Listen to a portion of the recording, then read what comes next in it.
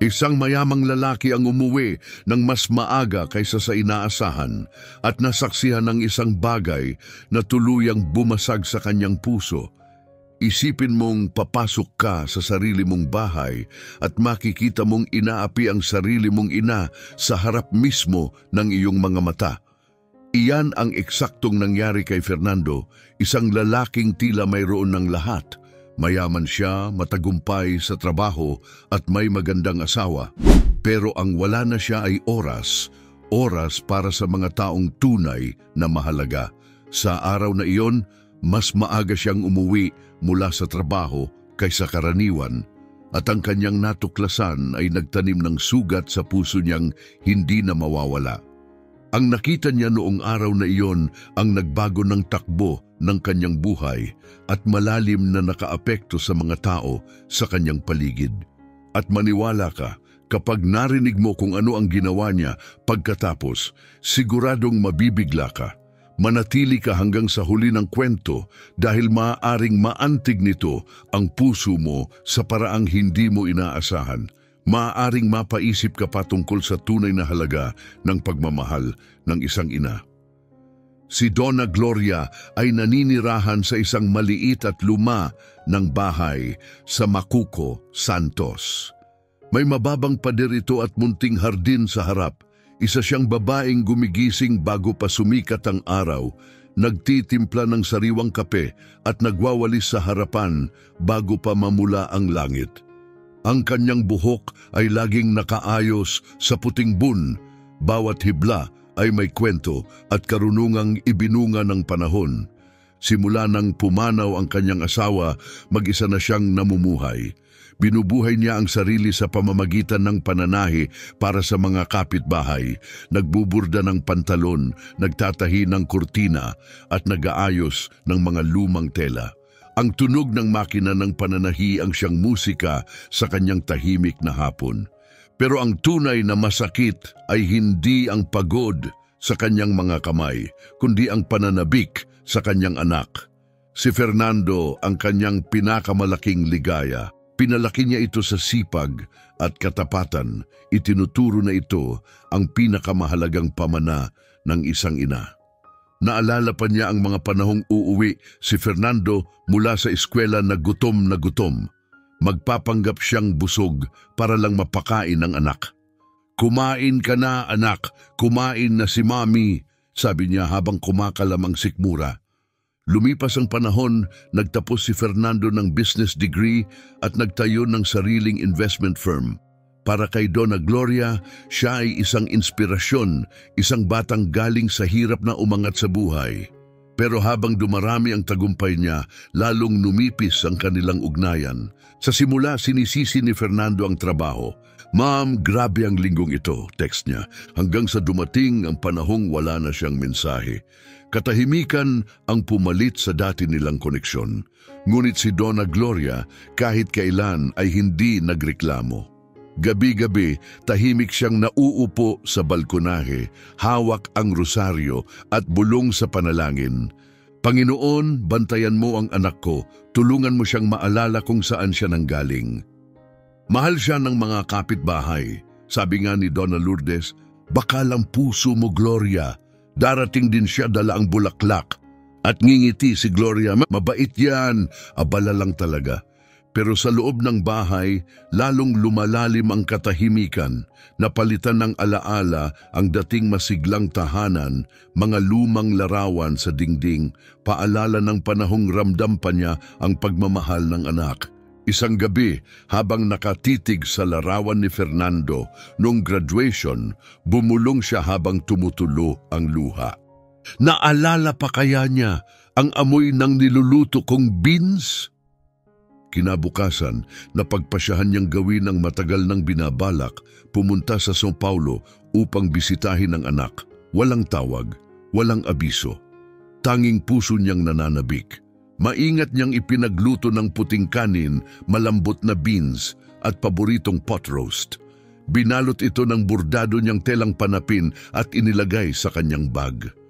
Magugulat siya, bulong niya sa ngiti, habang nakatingin sa larawan ng anak. Maaalala niya ang lasa ng tahanan. Sumakay siya sa pinakaunang bus. Mahaba ang biyahe pero magaan ang puso, puno ng pag-asa. Hindi niya alam ang matutuklasan sa kabilang dulo. Si Fernando ay palaging may malalaking pangarap, determinadong makapagtapos at mabigyan ng maayos na buhay ang kanyang ina. Nang makapasok siya sa universidad sa São Paulo, lumuhan ng galak si Donna Gloria. Una siyang miyembro ng pamilya na nakapagkolehiyo. Upang matulungan sa upa, ibinenta ni Donna Gloria ang minamahal niyang Singer sewing machine. "Ma, ibibigay ko lahat ng deserve mo. Makikita mo," yakap niya sa terminal. "Hindi ko kailangan ng lahat, anak. Maging masaya ka lang," sagot ng ina. Tinatago ang takot na maiwan. Totoong ang tinupad ni Fernando ang maraming pangako. Nagtapos siya ng may karangalan, nakakuha ng magandang trabaho at nagtayo ng sariling kumpanya. Mabilis ang tagumpay. Bumili siya ng kondo, luxury car at nakilala si Carmela, isang elegante at matalinong babae. Nagpakasal sila. Unti-unting nahila si Fernando sa mundo ng karangyaan. Magarang hapunan, sosyal na bakasyon, designer na damit. Kaakit-akit si Carmela pero dahan-dahan niyang inilalayo si Fernando sa kanyang ugat. "Fernando, hindi bagay sa antas mo ang pumunta sa luma ninyong lugar kada buwan," sabi ni Carmela habang nagpapabango. "Pero nanay ko siya. Alam ko mahal, pero masyado siyang simple para sa buhay natin ngayon. Ang mga ganitong bagay ang nagpapadaldal sa mga tao. Hindi ka na basta batang galing sa kanto. Negosyante ka na ngayon." Iyan ang madalas sabihin ni Carmela sa tuwing wari, nagtatanim siya ng binhi ng paglayo sa pagitan ni Fernando at ng kanyang ina. At unti-unti kumapit ang mga salita niya. Napagitna si Fernando, nahahati sa malalim na pagmamahal na hawak pa rin niya para sa nanay niya at sa pangangailangang panatilihin ang kapayapaan sa asawa niya. Kaya kumunti ang sinasabi niya, kumunti ang pagbisita, kumunti ang pagtawag. Palaging may dahilan, may isa na namang meeting, deadline o bigla ang tawag na kailangan sagutin. At si Carmela patuloy na pinalalaki ang puwang na iyon. Makakaangkop din siya, Fernando. Ganiyan lang talaga ang buhay. Umaandar ang mga tao. Pero sa malayo, sa tahimik na bahay sa Santos, patuloy na naghihintay si Donna Gloria. Tuwing Sabado, niluluto niya ang paboritong pagkain ng anak niya. Maingat na inaayos ang mesa at inilalagay ang plato ni Fernando sa dati nitong pwesto. Tumatakbo ang oras habang unti-unting lumalamig ang pagkain. Isang araw, dumaan ang kapitbahay at magiliw na nagtanong, "Siguro sobrang busy na siya ngayon, ano, Donna Gloria?" Napilitan siyang ngumiti, pilit tinatago ang lungkot. "Oo anak, pinagkakaabalahan siya ng trabaho. Importante na siyang tao ngayon." Pero pagdating niya sa loob ng silid at pagsara ng pinto, bumigat ang katotohanan sa dibdib niya. Kinuha niya ang naka-frame na litrato ni Fernando sa estante, niyakap ito at pabulong na sinabi, "Anak, walang halaga ng pera ang makakapalit sa yakap na sabik na akong ibigay sa iyo." Sa São Paulo, lalo pang lumakas ang impluensya ni Carmela. Ang buhay ni Fernando ay naging walang katapusang sunod-sunod na meeting, usapang negosyo at hapunang kasama ang mga investor. Napalitan ng quarterly goals at profit margins ang mga alaala ng pagkabata. At tuwing mababanggit ang pangalan ng nanay niya, agad itong isinasantabi ni Carmela. "Pwede mo naman siyang tawagan mamaya, Fernando. May malaking dinner tayo sa mga investor bukas." Sumunod siya pero masakit ang puso niya. Minsan, sa katahimikan ng gabi, nakakatulog siya na dala-dala sa panaginip ang amoy ng tahanan, ang halimuyak ng nilulutong beans, ang langit-ngit ng lumang kahoy na sahig, ang ugong ng radyo na nagpapatugtog ng mababagal na kantang pangprobinsya. Tapos isang linggo, habang kumakain sila ng tanghalian, malamig at kaswal na sabi ni Carmela, "May tumawag na babae umiiyak, sabi nanay mo raw." Tumingin si Fernando naguguluhan. "Nanay ko, anong sinabi niya?" Wala naman. Sabi lang na miss ka niya. Pero sa totoo lang, Fernando, kailangan mong magtakda ng hangganan. Kailangan niyang malaman ang lugar niya. At ang atin. Sa sandaling yon may nabasag sa loob ni Fernando. Pero imbis na magsalita, ibinaba niya lang ang tingin. Wala siyang lakas para makipagtalo. Kaya tumango siya at nanahimik. Nang gabing iyon, habang mahimbing na natutulog si Carmela, tumayo siya sa bintana ng kanilang marangyang apartment.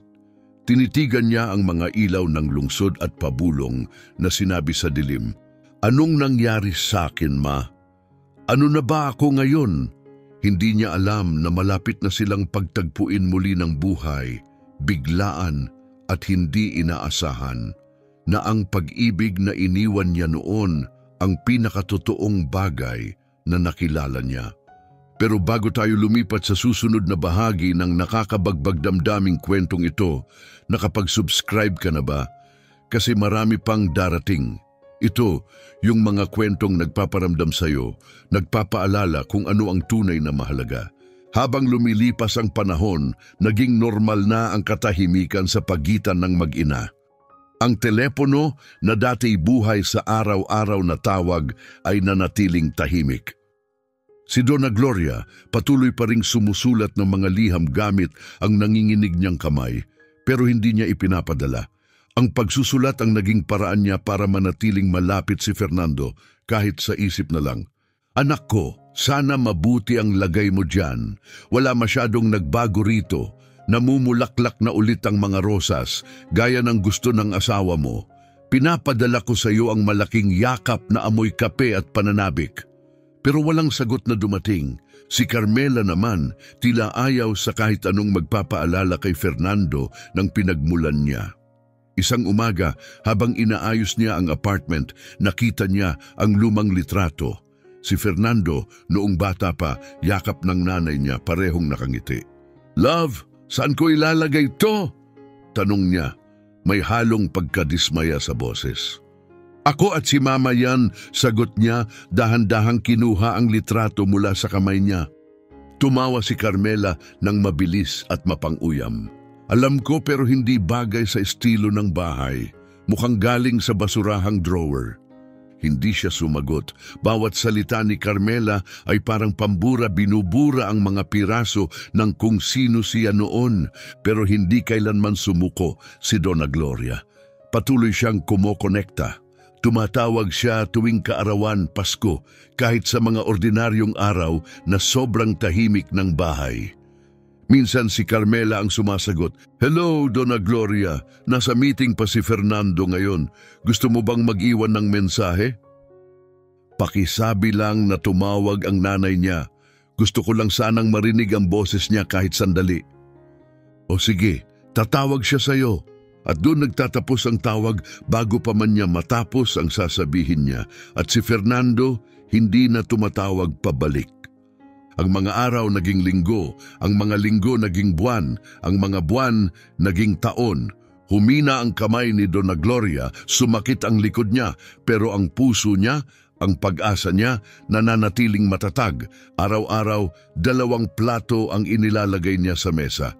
Isa para sa kanya, isa para sa anak, na patuloy niyang hinihintay. At kahit walang laman ng bahay, kinakausap niya ito na parang naroon pa rin. "Ngayon, niluto ko ang paborito mo, anak, beans na gaya ng gusto mo." Tapos, isang tahimik na hapon, pumasok ang kapitbahay niyang si Donna Lourdes at nakita si Gloria sa may kalan, tahimik na tumutulo ang luha. "Anong nangyari, kaibigan?" "Napanaginipan ko si Fernando, ang lungkot-lungkot niya, parang gusto niyang mag-sorry." Pinunasan niya ang luha gamit ang dulo ng apron at bahagyang ngumiti. "Baka iniisip ko lang. Pero alam mo, ramdam ng isang ina, di ba? Nakakaramdam ang nanay." At sa malayong lungsod ng Sao Paulo, unti-unting nilulunod si Fernando ng mundo ng deadlines at deals. Hindi niya napapansing napakalayo na niya sa iisang pag-ibig na kailamay hindi nagkondisyon. Umuunlad ang negosyo, mataas ang kita. Sa labas, parang perpekto ang lahat para kay Fernando. Pero sa loob, pakiramdam niya'y hungkag siya. Walang halagang pera ang kayang patahimikin ang kirot na lumalaki sa dibdib niya. Minsan, habang naglalakad siya sa gusali ng opisina, nakakakita siya ng matatandang babaeng naglilinis ng sahig. Mga inang pagod ang mga mata pero banayad ang mga kamay at naiisip niya si Donna Gloria. Isang araw, nag-iwan siya ng malaking tip sa isang cleaning lady na nakabunang buhok, katulad ng ayos ng buhok ng nanay niya noon. "Salamat po, sir. Pagpalain nawa ng Diyos ang nanay ninyo," mabait na sabi nito. Tumagos sa kanya ang mga salitang iyon na parang patalim. Kinagabihan may nagbago sa loob niya. Humarap siya kay Carmela at halos pabulong na sinabi, "Ang tagal ko nang hindi nakikita si Mama. Sa tingin ko dapat ko na siyang dalawin." Ni hindi man lang tumingala si Carmela mula sa phone niya. "Ngayon, seryoso ka, Fernando? Maaga ang meeting natin bukas at saka ayos lang siya. Marunong mabuhay ang mga simpleng tao kahit kaunti lang." Huminto siya, tumingin sa kanya, tumingin sa bintana. Wala siyang sinabi, pero sa pinakaloob niya, may boses na umiiyak, mas malakas kaysa dati. "Puntahan mo ang nanay mo." Ngunit may ibang plano ang tadhana. Ang muling pagkikitang labis na kailangan ni Fernando ay paparating, pero hindi sa paraang inaasahan niya, at magiging isa iyon sa mga sandaling pinakapagsisisihan niya. Samantala, sa Santos, maliwanag ang pagsikat ng araw sa tahimik na umaga ng Linggo. Lumulutang sa munting bahay ni Donna Gloria ang amoy ng bagong kape. Sa radyo, tumutugtog ang nostalgic na kanta, iyong klase ng awitin na dati nilang sinasayawan ng mabagal ng yumaong asawa niya noong kabataan nila. Bawat nota ay may dalang pananabik. Tiningnan niya ang mesa, maayos na nakahanda para sa dalawa, gaya ng nakasanayan. "Kung maamoy lang ni Fernando ang pot roast na to," ngumiti siya, "siguradong hihingi yon ng pangalawang sandok." Pero nang umagang yon, may mas malakas na gumalaw sa loob niya.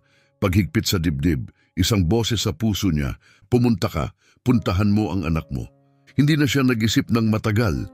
Kinuha niya ang lumang bag na balat, isiniksik ang luma niyang Biblia sa kilikili at nagsimulang maghanda ng paboritong pagkain ng anak niya, malambot na puting kanin, malinamnam na beans at nilagang baka na may patatas. Habang hinahalo niya ang pagkain, marahan niyang sabi, "Matutuwa yon kapag naamoy niya to, gaya nung bata pa siya." Sa sandaling iyon, sumilip sa bintana ang kapitbahay niyang si Donna Lourdes. "Gloria, ang ayos mo, saan ka pupunta?" "Pupunta akong São Paulo para bisitahin ang anak ko. Sobrang tagal na, hindi ko na nga siya tinawagan." "Hindi ka tumawag?" Nagulat si Lourdes. "Ako ang nanay niya, hindi ko kailangan ng imbitasyon para makita ang anak ko." Ngumiti si Lourdes, kahit may bakas ng pag-aalala sa mata niya. "Bantayan ka nawa ng Panginoon." Isinuot ni Gloria ang pinakamaganda niyang damit, may maliliit na bulaklak, at marahang itinali ang scarf sa buhok niya. Pagkatapos siguraduhing patay ang stove at nakasara ang gate, umalis na siya. Mahaba ang biyahe sa bus. Dahan-dahan itong umakyat sa paikot-ikot na burol at nakatitig siya sa bintana. Puno ng pag-asa ang puso. Sa bawat liko, iniisip niya ang anak niyang tatakbo papunta sa kanya. Nakabukas ang mga bisig, masaya ang mukha. May batang babae sa tabi niya na nagtanong, "Papunta po kayo sa syudad, ma'am?" "Oh, Hija, pupuntahan ko ang anak ko. Ang tagal na. Matutuwa siya, sigurado ako." Ngumiti siya, kalmado at tiyak. Alam ng nanay kapag kailangan ng anak niya ng yakap. Pagdating niya sa São Paulo, nabigla siya sa gulo ng lungsod. Busina, nagmamadaling tao, kaya medyo nalito siya. Pinara niya ang isang binatang mukhang mabait at ipinakita ang gusot na papel na may address ni Fernando. "Malapit lang po, ma'am," sabi nito. "Pwede niyo pong lakarin mula rito." Nagpasalamat siya at naglakad, mabagal pero determinado. Nang marating niya ang napakataas na building, napuno ng luha ang mga mata niya. Hindi ito tulad ng maliit na bahay na kinalakhan ni Fernando. May matataas na bakal na gate, CCTV at guwardiya sa pinto. Ibang mundo ito. pero malakas ang tibok ng puso niya. Pinindot niya ang intercom. "Sino to?" Malamig na boses ang sumagot. "Ako to, dear. Nanay ni Fernando. Dumaan lang ako para makita siya. May dala akong paborito niyang tanghalian." May sandaling katahimikan.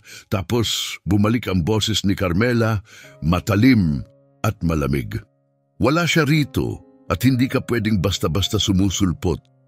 Nanatiling banayad ang boses ni Gloria. "Pwede ko na lang bang iwan sa iyo ang pagkain? Paborito niya, beans, gaya ng hinihingi niya dati."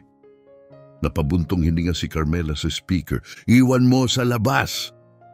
Pagbukas ng gate, tiningnan ni Carmela ang maliit na lalagyan na para bang kadiri. Ito, hindi na siya kumakain nito. At saka, sa harap mismo ng biyenan niyang ina, itinapon niya ang buong pagkain sa lupa. Tumalsik ang sarsa, bumagsak ang karne sa semento, kumalansing ang lalagyan habang gumugulong. "Diyos ko, pagkain ko," bulong ni Gloria, lumuhod para pulutin ang kaya niya. "Ang kalat mo," singhal ni Carmela. "Linisin mo yan at umalis ka." Pagkatapos kinuha niya ang hose sa hardin at binuksan ang tubig. Nabasa ang damit ni Gloria, ang buhok niya, ang nanginginig niyang mga kamay. Pumikit si Gloria at pinigilan ang luha. Hindi pa rin siya nakipagtalo. "Pagpalain ka ng Diyos, anak," mahinang bulong niya habang dahan-dahan siyang tumayo. Basang-basa at wasak ang puso. Isang makintab na itim na kotse ang huminto sa harap ng building. Bumukas ang pinto. Si Fernando iyon, may hawak siyang palumpon ng bulaklak at ang nakita niya ang nanay niyang basa, pinahiya, nakaluhod sa tabi ng natapong pagkain ay parang tumapos sa kanya. Kung tinamaan ka ng kwentong ito, mag-like ka. Dahil ang susunod na mangyayari ay mas lalo pang gagalaw sa puso mo. Mas maaga ng araw na iyon, sinabi lang ng gwardya kay Gloria, "Bahay 17 po, ma'am, pindutin niyo lang ang bell." Basa pa rin ang damit niya, yupi na ang aluminum na lalagyan. Naglakad siya ng dahan-dahan sa elegante at mamahaling komunidad. Malalaki ang bahay, perpekto ang mga hardin, lahat ay marangya, lahat ay malayo sa maliit niyang kalsada sa Santos. Narating niya ang gate ng bahay 17. Sa loob, kumikislap ang mamahaling landscaping. Pinindot niya ulit ang intercom. "Sino yan?" Boses ni Carmela, iritado. "Ako ulit to. Gusto ko lang iwan ang pagkain para kay Fernando." "Nandito ka pa rin?" Tumalim ang tono ni Carmela. "Sinabi ko nang wala siya, huwag kang gagawa ng eksena." Napahigpit si Gloria ng lunok. "Hindi ko naman gustong makaabala. Gusto ko lang malaman ng anak ko na dumaan ang nanay niya." May maikling click. Bumukas ang gate. Lumabas si Carmela, perpektong ayos, naka-dark glasses, may pabango na sumusunod sa kanya, mahigpit at inis ang mukha niya. "Hindi mo ba naiintindihan? Hindi naaangkop ang bigla ang pagdalaw dito. Ang lugar na to hindi para sa mga bisitang walang abiso." Walang salita, inabot ni Gloria ang lalagyan gamit ang dalawang kamay. Bahagya itong nanginginig. Ito ang gustong-gusto niya noon. "Niluto ko to ng buong puso." Kinuha ni Carmela ang lalagyan gamit ang dalawang daliri. Parang marumi ito. Binuksan niya, sinilip at nang uyam. Hindi na siya kumakain ng mga ganyan. May personal chef kami. Planado ang pagkain namin. Ang ganitong lutong bahay, hindi na bagay sa mundo niya. Hindi sinasadya, lumapit si Gloria ng kaunti, nagmamakaawa ang tingin. Pero umatras si Carmela, malamig at matatag. "Hindi ka papasok, hindi ngayon, hindi kahit kailan, maliban kung magpaalam ka muna." Nakatayo silang magkatapat na isang matandang ina, pagod sa buhay pero kapit sa pag-ibig. Isang batang babae, makintab ang anyo, ngunit malamig at malayo, tumigas sa dangal. At sa katahimikan ng maganda, ngunit walang buhay na lugar na iyon, umalingaw-ngaw ang sakit na mas malakas pa sa mga salita. Ang maliit na lalagyan na ibinalik na sa kanya ay mabigat at tila walang laman sa mga kamay ni Donna Gloria. "Patawarin mo ako kung nakaabala ako, anak. Miss na miss ko lang siya." Halos pabulong na sabi ng matanda. Itinuro ni Carmela ang bangketa kung saan may mga guhit pa ng natapong pagkain at umaagos na tubig mula sa naunang pangyayari. Pwede mo bang linisin ang dinumihan mo? Hindi kailangang makita ng mga kapitbahay ko ang gulo na to. Yumuko si Donna Gloria, maingat na parang nangangalap ng piraso ng isang pusong nabasag. Habang pinupulot niya ang kaya niyang pulutin gamit ang maliit na panyo sa bulsa, narinig niya ang pagkalansing ng kandado ng isara ni Carmela ang gate sa likod niya. Ang tunog ng click ay umalingaw-ngaw na parang hatol. Tapos mula sa malayo, narinig ang tunog ng sasakyang pumapasok sa kondominium, ang muffled na makina, ang paghina ng andar sa tapat ng bahay 17. Kusang napatingala si Donna Gloria. Huminto sa gilid ng kalsada ang itim na kotse at dahan-dahang bumukas ang pinto. Bumaba si Fernando, may hawak na simpleng palumpon, maliit na puting bulaklak na binili niya sa daan. May kalahating ngiti siya, gaya ng taong may dalang karaniwang kabutihang panglinggo. Pero agad na nawala ang ngiti niya. Sa labas ng gate, nakaluhod ang nanay niya, pinupulot ang mga tira-tirang pagkain gamit ang hubad na kamay. Basa ang damit niya, dikit na dikit sa kanyang payat na katawan. Sa loob ng gate, nakatayo si Carmela na nakaitim na salamin, natigilan sandali, hawak pa rin ang nalaglag na garden hose. "Ma?" Mababa at paos ang boses ni Fernando na parang hinugot mula sa dibdib niya. Hindi sumagot si Donna Gloria. Dahan-dahan lang siyang tumayo, yakap ang yupi-yuping lalagyan sa dibdib na parang niyayakap ang isang lumang litrato. Tiningnan niya ang anak sa mata sa isang iglap na parang hindi kasya sa oras at nagbigay ng munting pagod at mapagkumbabang ngiti. Parang humihingi ng tawad dahil nabuhay siya sa maling sandali. Si Carmela, mabilis gaya ng dati, pinindot ang remote ng gate at nagsimulang gumalaw ang bakal na pinto. Pinilit niyang gawing normal ang boses. "Love, salamat at nandito ka. Dumating tong babae gumawa ng gulo. Kinailangan kong hugasan ng entrada. Marumi kasi." Lubusang bumukas ang gate. Pumasok si Fernando, isang hakbang, tapos isa pa na parang naglalakad sa masamang panaginip. Hindi niya pinansin ang mga bulaklak na nalaglag mula sa kamay niya. Nagkalat ang maliliit na talulot sa bangketa. "Marumi?" Inulit niya, nakatitig sa asawa niya. "Tinatawag mong dumi ang nanay ko?" Pinilit ni Carmela na maging kalmado, inayos ang damit niya. "Hindi yan ang sinabi ko. Sinigurado ko lang na maayos, tingnan ang lahat. Alam mo naman ang ugali ng mga tao rito." Huminga ng malalim si Fernando. Palipat-lipat ang tingin niya sa ina at sa asawa na para bang kailangang pumili kung saang mundo siya mabubuhay. "Ma, nasaktan ka ba?" tanong niya, papalapit na at marahang hahawakan sana ang braso nito. "Hindi anak, ayos lang ako," sagot niya, umatras ng kaunti, mahiyain. "Gusto lang kitang makita, yun lang." Isiniksik niya ulit ang panyo sa bulsa at tila aalis na. "Babalik na lang ako sa ibang araw, Fernando. Dumating ako nang walang abiso, kasalanan ko. Pagpalain kayo ng Diyos." Humakbang si Fernando pasulong, pero si Carmela, parang reflex, hinawakan ang bisig niya. Maliit na kilos lang yon pero puno ng kontrol. "Kailangan nating mag-usap sa loob, Fernando. Hindi ka gagawa ng eksena sa kalsada." Dahan-dahan niyang pinalaya ang braso niya. Ang katahimikang sumunod ay mas mabigat pa kaysa anumang sigaw. "Eksena," inulit niya, nakatingin sa kanya na parang ngayon lang siya tunay na nakita. "Ang tanging eksena rito ay yung hindi ko kailanman inakalang mararanasan ko." Sa labas, pinaypay ng hangin ang scarf ni Donna Gloria. Umatras siya ng kalahating hakbang na parang humihingi ng pahintulot sa sarili niyang sakit. "Aalis na ako, anak. Mag-uusap tayo mamaya." Pumikit si Fernando saglit na parang kumukuha ng lakas mula sa isang lumang lugar sa loob niya.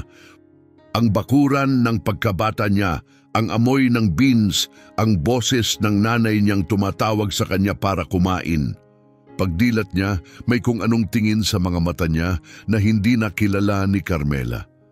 Isang pa siyang nagsisimulang isilang. Wala nang ibang sinabi.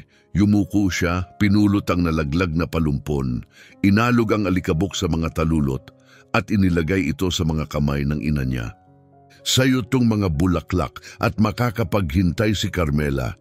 Nananatiling bukas ang gate at sa unang pagkakataon matapos ang napakatagal, hindi na ang bahay ang nagdidikta kung sino ang papasok o lalabas. Si Fernando ang nagpasya, nakatayo sa pagitan ng dalawang mundo, handang pumili kung anong pamana ang dadalhin niya, ang luho na bumubura o ang pag-ibig na nagliligtas. At mula sa sandaling yon, wala nang magiging pareho. Mahina ang ihip ng hangin sa hapon, pero ang katahimikang naiwan matapos ang komprontasyon ay tila bumibigat ng tonelada. Hawak pa rin ni Fernando ang gate na bukas, hindi niya alam ang sasabihin. Si Donna Gloria, basa ang damit na dikit sa katawan, umatras na sinusubukang itago ang hiya. Si Carmela naman, nakatikom ang mga braso at nakataas ang baba, nananatiling malamig ang tindig na parang walang nangyari. Naipaliwanag ko na, Fernando, dumating ang babaeng yan ng biglaan. Nililinis ko lang ang entrada, sabi niya, pilit pinatatatag ang boses. Tumingin si Fernando sa lupa. Nandoon pa rin ang pagkain, durog na patatas, nagkalat na beans sa bangketa. Pagkatapos, lumipat ang tingin niya sa ina niya. Hawak ang yupi-yuping lalagyan sa pagod na mga kamay. Ma, para saan ba ito lahat? Mahina niyang tanong. Ibinaling ni Donna Gloria ang tingin pababa na parang nahihiya. Wala yon, anak. Napasobra lang ako. Niluto ko yung paborito mo noon. Dapat tumawag muna ako bago pumunta. Sumingit si Carmela, mahigpit at nagmamadali ang boses. Bigla na lang siyang dumating, Fernando. Sinubukan ko lang na hindi lumaki ang gulo. Ayokong mapahiya tayo. Humarap siya kay Carmela na bigla sa lamig ng mga salita niya. Mapahiya, nabasag ang boses niya sa hindi makapaniwala. Naririnig mo ba ang sarili mo? Ang kahihiyan ay makita ang babaeng nagpalaki sakin. Ang humubog kung sino ako, natratuhin na parang wala lang. Napangisi si Carmela, pilit tinatabunan sa nerbyosong tawa. Love naman, huwag kang madrama, ayos lang siya. Wala namang nangyari. Wala, inulit niya, tumataas ang boses sa gulat. Nandito ako, nakita ko lahat.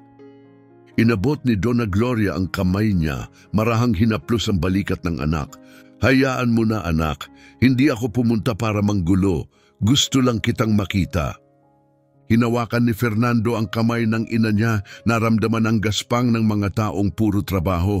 May kalyo, malamig, puno ng pagmamahal. Hinding-hindi mo to deserve kahit kailan. Lumapit si Carmela, pilit inaayos ang sitwasyon. Fernando, please, alam mong wala akong masamang intensyon. Nadala lang, yun lang, hindi pagkakaintindihan. Pero hungkag ang tunog ng mga salita niya, wala itong bigat ng katotohanan. Nanatiling tahimik si Fernando, nakatitig sa babaeng nagbigay sa kanya ng lahat. Sa isang sandali, ang kaluskos lang ng dahon at mahinang hangin ang pumuno sa pagitan nila. Tapos, kalmado pero matatag niyang sinabi, kung hindi pagkakaintindihan lang to, Carmela, mag-sorry ka. Napakurap siya sa gulat. Anong sinabi mo? Humingi ka ng tawad sa nanay ko. Ulit niya, walang pag-aalinlangan. Tumingin ka sa mata niya at sabihin mong sorry ka. Napatigil si Carmela, nagbanggaan sa mukha niya ang pride at takot. Fernando, hindi na kailangan, mariin niyang putol. Ang itinuro niya sa akin palagi ay hindi opsyonal ang respeto, kailanman. Katahimikan, bumuka ang bibig ni Carmela pero walang lumabas na tunog. Bigla siyang tumalikod at naglakad papasok ng bahay sabay pagsara ng pinto ng malakas.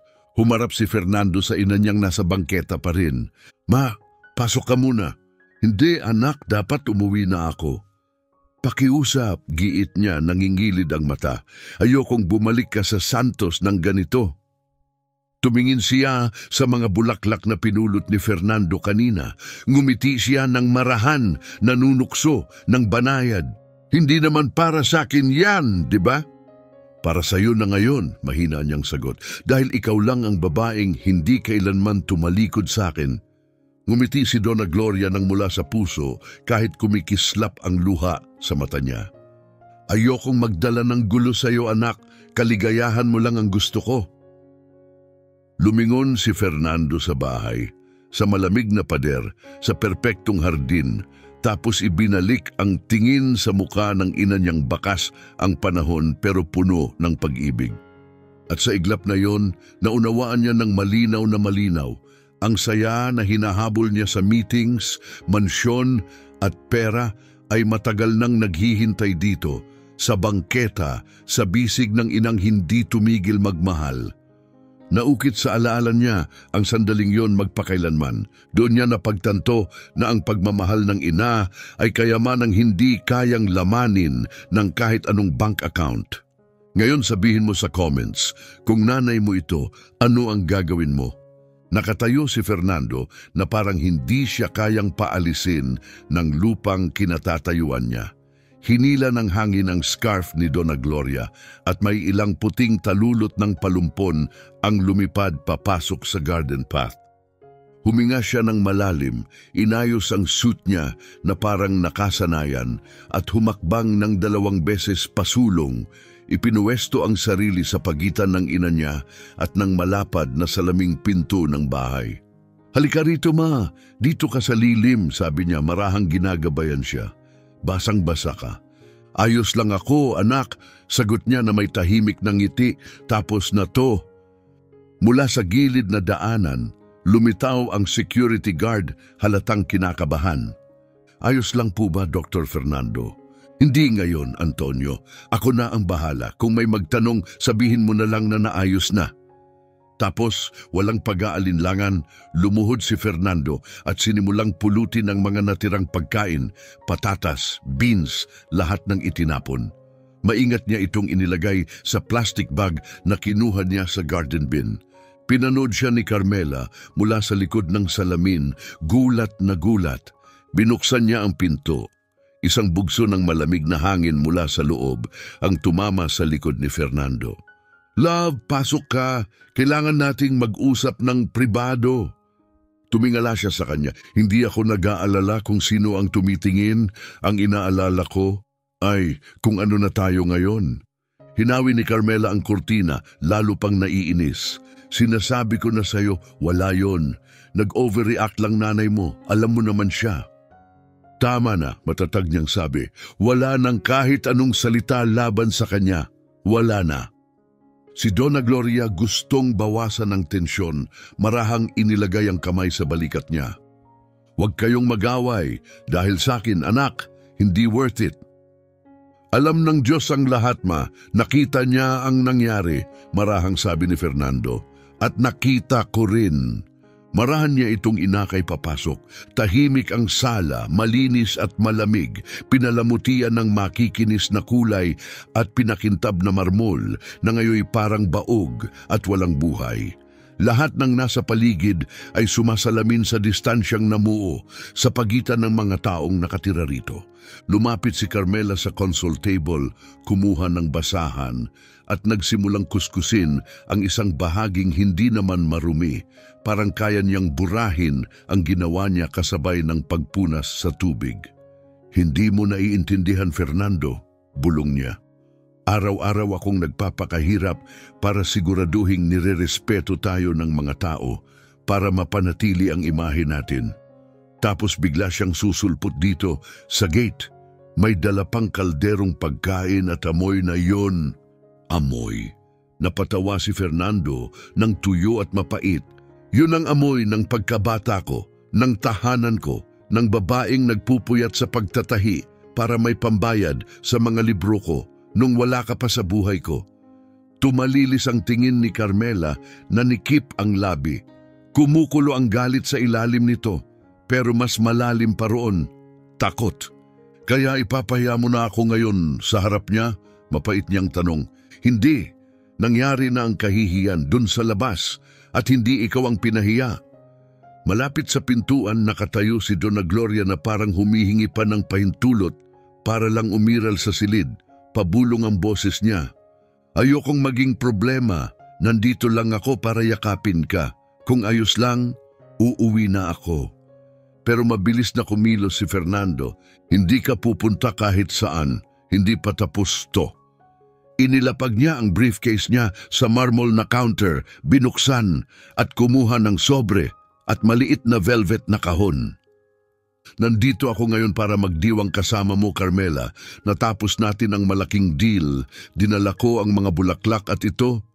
Binuksan niya ang kahon, isang pares ng eleganteng hikaw, simple, maganda, mahal. Wala na yang halaga ngayon. Tinitigan ni Carmela ang kahon, walang reaksyon. Ayaw niyang magpatalo. Kaya pinarurusahan mo na ako dahil sa isang masamang sandali. Nauna siyang ng respeto sa akin, pinindot niya ang intercom.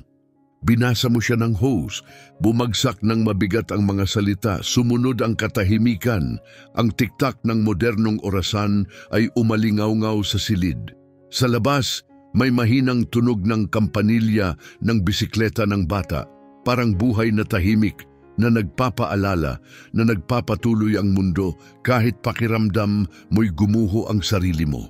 Lalo pang humina ang boses ni Fernando. Sabi ng nanay ko dati, ang respeto, hindi inaagaw, pinagkakait. At ngayon nakita ko kung gaano ko siya pinagkaitan habang sinusubukan kong manalo ng respeto mula sa mga taong hindi man lang alam kung sino talaga ako. Mahigpit na niyakap ni Carmela ang sarili niya, nakatikom ang mga braso. Ano ngayon? Palalayasin mo ako dahil sa eksenang to? Ang bahay na to? Lilingon-lingon si Fernando na parang ngayon lang niya tunay na nakita. Hindi ito kailanman naging tahanan ko, entablado lang ito at matagal ko nang ginagampanan ang papel ko. Humarap siya sa ina niya at marahang itinuro ang sofa. Maupo ka muna, ma. Magpahinga ka. Nagatubili siya. Ayos lang ako, anak. Nilalamig ka. Umupo ka. Inalis ni Fernando ang suit jacket niya. Pumunta sa guest room at bumalik may dalang malambot na kumot. Maingat niya itong inilagay sa balikat ng ina niya. Maliit na kilos, pero parang tinahimuli ang mga taong paglayo. Marahas na ipinatong ni Carmela ang kamay niya sa counter.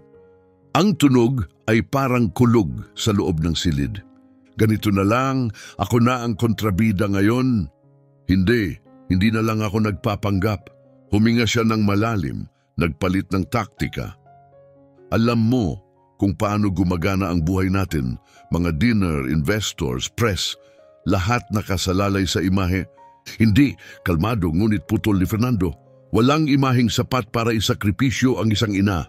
Hindi mo minahal ang imahe ko, Carmela. Minahal mo ang kwentong pinanggalingan ko. At ngayon, sinubukan mong hugasan at burahin ang kwentong yon. Nagtagpo ang mga mata nila. Sa isang iglap may kumislap sa kanya, pagsisisi, marahil, pero hindi minadali ni Fernando ang pagpapatawad. May mga katotohanang kailangang patunayan muna ng panahon. Uuwi na kami ngayon ng nanay ko, sabi niya. At pagkatapos, pag-uusapan natin kung anong susunod. Hindi ka pwedeng umalis, may dinner tayo ngayong gabi. Ang dinner ko ay kasama siya. Kinuha niya ang lumang bag na balat ng nanay niya, marahang isiniksik ang Biblia sa loob, tiniyak na maayos ang mga dokumento. Lahat ginawa niya ng maingat. Bago sila tuluyang umalis, lumingon siya ng isang beses pa. Bukas, magpapadala ako ng tao para kunin ang mga kailangan ko talaga. Pag-uusapan natin ang iba sa tamang oras. Bumuka ang bibig ni Carmela pero walang salitang lumabas. Nakatayo lang siya roon, nakatitig. Lumapit si Fernando, inalok sa ina niya ang braso, isang makaluma ngunit marangal na kilos. At magkasama silang naglakad sa pasilyo na parang pauwi sila sa isang bagay na totoo, sa mga umagang maagang nagwawalis sa bangketa. Sa pagkaing walang pagkukunwari, sa pag-ibig na hindi kailangang paghirapan para makuha, sa labas nagsimulang kumupas ang sikat ng araw sa likod ng hanay ng magkakahawig na bahay. Binuksan ni Fernando ang pinto ng kotse, tinulungan ang ina niyang makasakay, marahang ikinabit ang seatbelt niya. Sa kanya isinara ang pinto, dahan-dahan at sinadya, parang nagsusulat ng huling pangungusap ng isang kabanata. Bago siya sumakay, tumingin siya sa bahay sa huling pagkakataon. Sa likod ng kurtina, nakita niya ang silweta ni Carmela nakatingin. Pero sa unang pagkakataon, hindi niya naramdamang kailangan niya pang basahin ang itsura nito. Hindi na niya kailangang intindihin siya dahil ang daang tatahakin niya mula rito ay hindi na dadaan sa gate na iyon. Pinaandar niya ang makina, pero ang tunay na nagsimulang umusad ay hindi lang ang kotse. May mas malalim na gumalaw, alaala. Ang amoy ng beans sa kalan, ang pagod na kamay ng nanay niya, ang pangakong binitiwan niya nung batang-bata pa siya sa bus station, na balang araw, ibibigay niya rito ang lahat. At baka, ngayon, ang unang hakbang. Hindi mo naman kailangang gawin ang lahat ng ito, anak ko, mahina niyang sabi. Kailangan ko, ma, sagot ni Fernando. Siguro dapat ko nang ginawa ito noon pa, pero ngayon ko lang talaga naintindihan. Habang umaalis sila, hindi nila alam na hindi lang ito pagtakas mula sa nakaraan. Ito ang unang hakbang papunta sa mas malalim na katotohanan. Dahil kapag ang pag-ibig ay umuuwi, madalas may kasamang mga lihim na matagal nang naghihintay sa katahimikan. Mga lihim na nakatago sa mismong lugar kung saan nagtatapos ang pagkabata at ipinapanganak ang tapang. Ang biyahe pabalik sa Santos ang pinakamatagal na pagmamaneho sa buhay ni Fernando. Dahan-dahan siyang nagmaneho, nakatutok ang mata sa daan, pero ang puso niya ay puno ng alingaw-ngaw. Bawat liko sa bundok ay tila humihila ng alaala. Ang nanay niyang hinahatid siya sa eskwela kahit umuulan. Ang amoy ng sabon sa labada habang kinukuskus niya ng kamay ang uniforme niya. Ang lumang baunan na siya mismo ang dinadala para makatipid, para mas masarap ang makain niya. Dumarating ang mga alaala na parang tahimik na pelikula. At sa tabi niya, si Donna Gloria ay tahimik lang din, suot ang parehong tingin na lagi niyang dala. Ang tingin ng isang ina, iyong alam kapag may pinagdaraanan sa loob ang anak. Sa kotse, hindi sila halos nagsalita, pero ang katahimikan ay hindi malamig. Puno ito ng saysay, puno ng mga hindi kailangang bigkasin. Si Gloria ang unang nagsalita, banayad at kalmado ang boses. Hindi mo dapat ginawa yon, anak. Ginawa alin, ma? Tanong niya, nakatingin pa rin sa daan. Yung kinumpronta mo ang asawa mo ng ganon. Hindi inaayos ang mga ganyang bagay sa away. Ayokong ako ang maging dahilan ng gulo nyo. Napabuntong hininga si Fernando, mahaba at mabigat. Hindi dahil sa iyo yon, dahil sa akin, dahil nakita ko ang sarili ko ng malinaw sa unang pagkakataon at hindi ko nagustuhan ang naging ako. Oo, kumita ako ng pera, pero nakalimutan ko kung paano maging anak. Nagbigay siya ng munting ngiti, may pagod na karunungan. Niloloko tayo ng pera, Fernando. Pinapaniwala tayong marami pang oras, pero ang oras hindi naghihintay. Kinukuha nito ang lahat maliban sa pagsisisi. Bumagsak sa kanya ang mga salitang iyon na parang tahimik na suntok. Humigpit ang hawak niya sa manibela para hindi manginig ang kamay. Nang marating nila ang pamilyar na maliit na bahay sa Makuko, sinalubong siya ng amoy ng basang lupa at malayong alon ng dagat. Parang matandang kaibigang matagal niyang hindi nakita. Bumaba si Donna Gloria at tiningnan ang bahay na may damdamin. O ayan, wala namang nagbago, kahit yung basil ko, buhay pa, ngumiti siya. Sumunod si Fernando, tahimik na sinisipsip ang bawat detalye. Pagpasok nila para bang huminto ang oras, naroon pa rin ang kurtinang may bulaklak, ang lumang litrato ng ama niya sa ibabaw ng sofa, ang kupas at malambot na tela ng mga upuan. Hinaplos niya ang sewing machine at pabulong na sinabi, "Parang amoy pagkabata pa rin dito." "Dahil dito ka laging minahal," sagot niya. "Minahal ka nang hindi mo kailangang patunayan ang sarili mo." Inalis ni Fernando ang jacket, niluwagan ang kurbata at umupo sa mesa sa kusina. Ang tunog ng pagbuhos ng kape ay pumuno sa hangin, mainit, nakapagpapakalma. Hindi ko alam kung anong magiging itsura ng buhay ko pagkatapos nito. Kung ano man ang gusto ng Diyos, sagot niya, ang mahalaga, bumalik ka.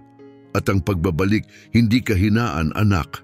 Minsan, iyon ang unang hakbang sa paggaling. Tumingin siya sa ina at ngumiti, banayad ang mga mata. Dapat mas maaga akong umuwi. Ang puso nakakahanap ng daan kapag handa na, sabi niya. Inilagay ang kamay sa ibabaw ng kamay niya. Umuulan ng marahan sa labas. Tumayo si Fernando at isinara ang bintana. Sa salamin, nakita niya ang lumang sampayan na umiindayog sa hangin at isang nakalimutang upuan sa ilalim ng bubong. Sa sandaling iyon, tila huminto ulit ang oras. At sa katahimikang iyon, naunawaan niya ang kasimplihan na tinakasan niya noon, ang mismong bagay na nagpapatatag sa kanya.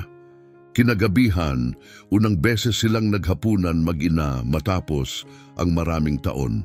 Simple ang pagkain pero lasang kapayapaan, lasang pagkabata.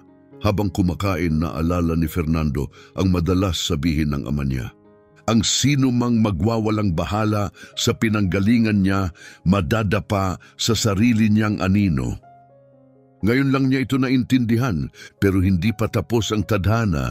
Kinabukasan, dahan-dahang sumikat ang araw sa Santos. Maaga nagising si Fernando, nakasabit pa sa upuan ang damit niya kahapon. Nagkape siya, nagwalis ng bangketa gaya ng ginagawa niya noong bata pa siya at hinintay magising ang nanay niya. Nang lumitaw si Gloria sa bintana, masaya niyang binati. Nakatulog ka ba ng maayos, ma?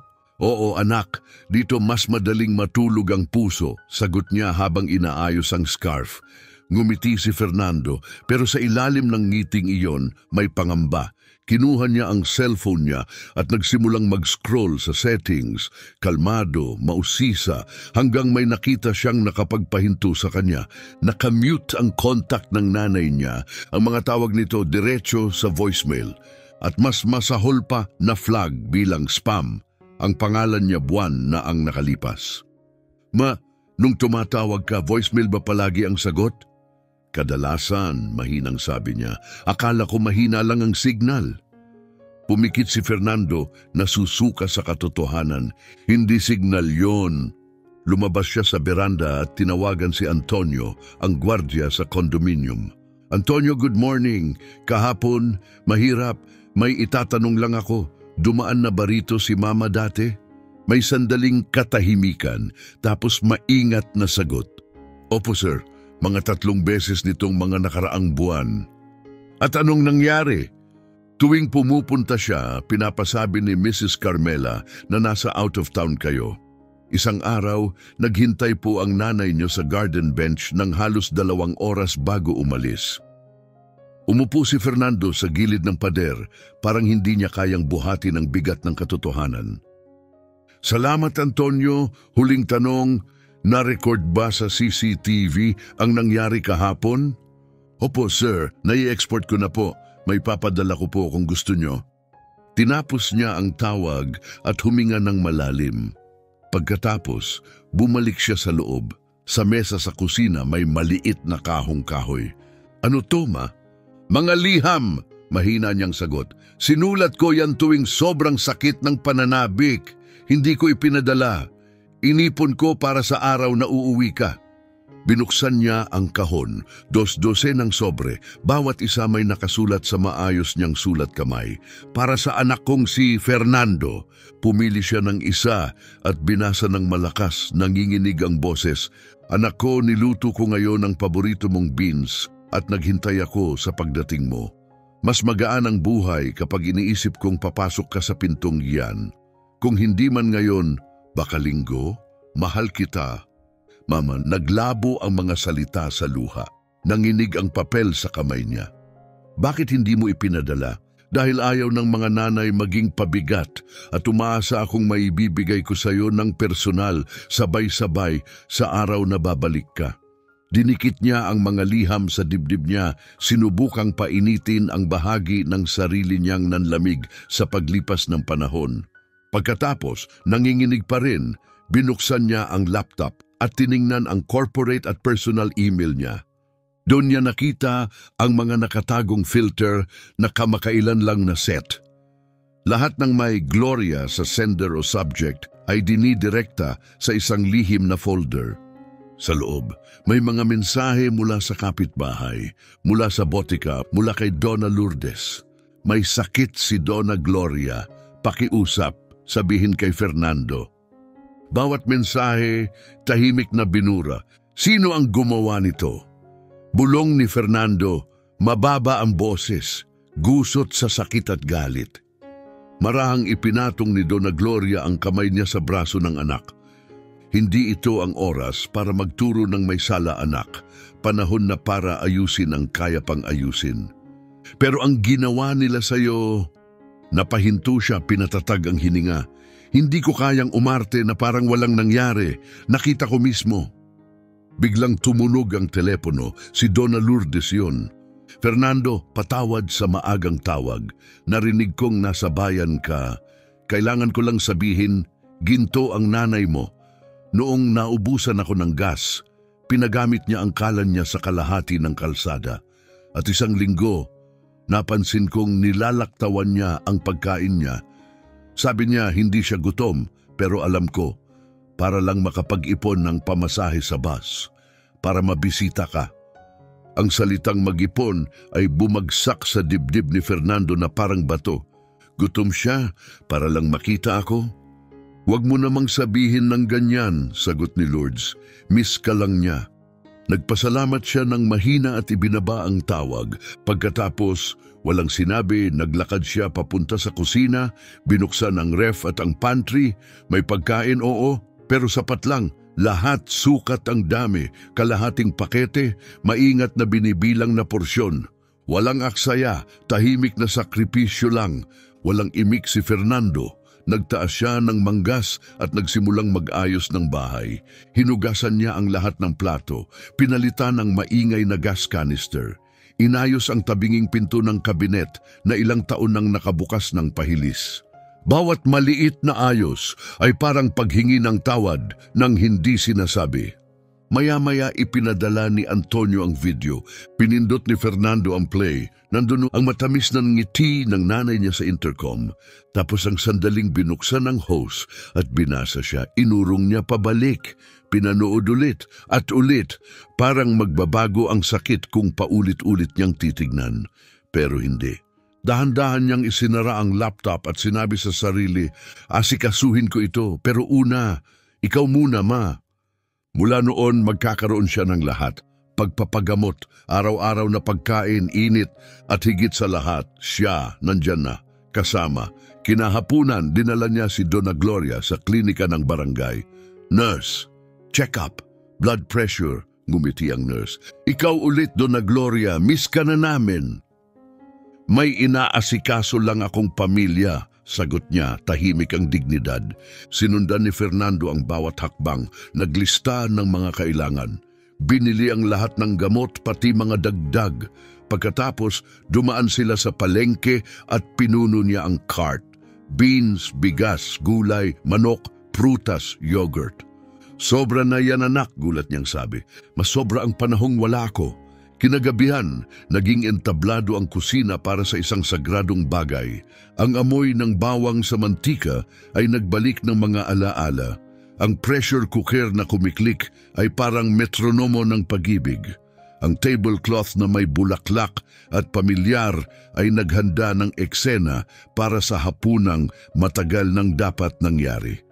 Naglutong medyo alanganin si Fernando pero buong puso at tumawa si Donna Gloria nang parang matagal nang hindi. Tawa siya ng tawa hanggang mapaluha nang makalimutan niya ang asin. Kulang sa alat, ma? Nilagay mo ang paborito kong pampalasa.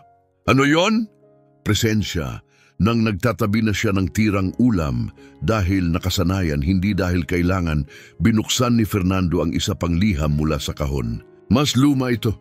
Kupas ang gilid, nanlalabo na ang tinta. Anak ko, may nakita akong batang naka-uniforme na kaedad mo.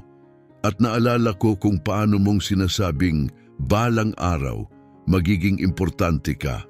Importante ka na. Huwag mo lang kalimutang maging akin pa rin. Maingat niya itong tiniklop at idinikit sa dibdib. Nakalimutan ko, Ma, pero naaalala ko na ngayon. Ang mga nakaalala, mahinang sabi niya, kayang mag-ayos, at ang mga nag-aayos, nagpapagaling ng nasira.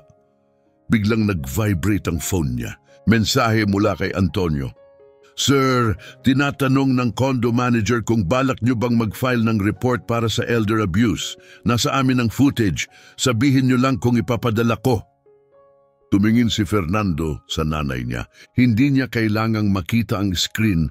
Nakita niya ang bagyong nasa mga mata ng anak. Huwag kang kumilos dahil sa galit, anak. Sinusunog ng galit ang kamay na humahawak dito. Ayaw ko ng paghihiganti, Ma.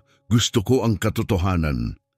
Naalala niya ang malamig na bahay, ang pagsasamang parang kontrata, ang mga nakatagong mensahe, ang mga pinatahimik na tawag, at doon nagpasya siya. Bukas babalik siya sa Sao Paulo, hindi para makipaglaban, kundi para tapusin ang dapat nang tapusin. May respeto, may katotohanan, may ebidensya. Bago matulog, dumaan siya sa sala. Natutulog ang nanay niya sa silyon, malambot ang ilaw ng TV sa mukha niya.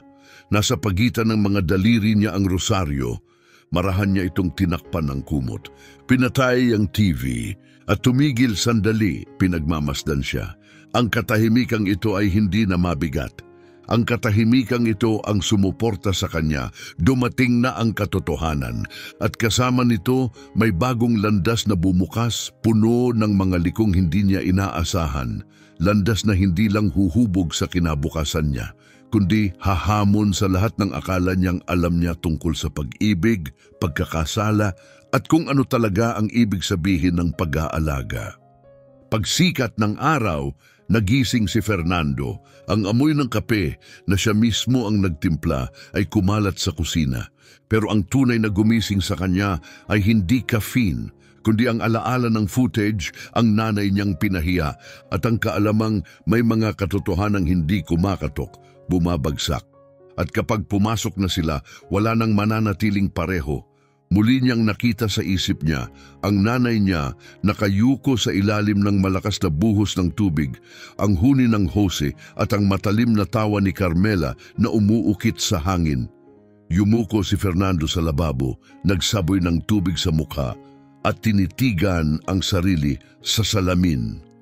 Nandoon pa rin ang maiitim na bilog sa mata niya, pero sa likod ng mga iyon may bago nang tumira, linaw.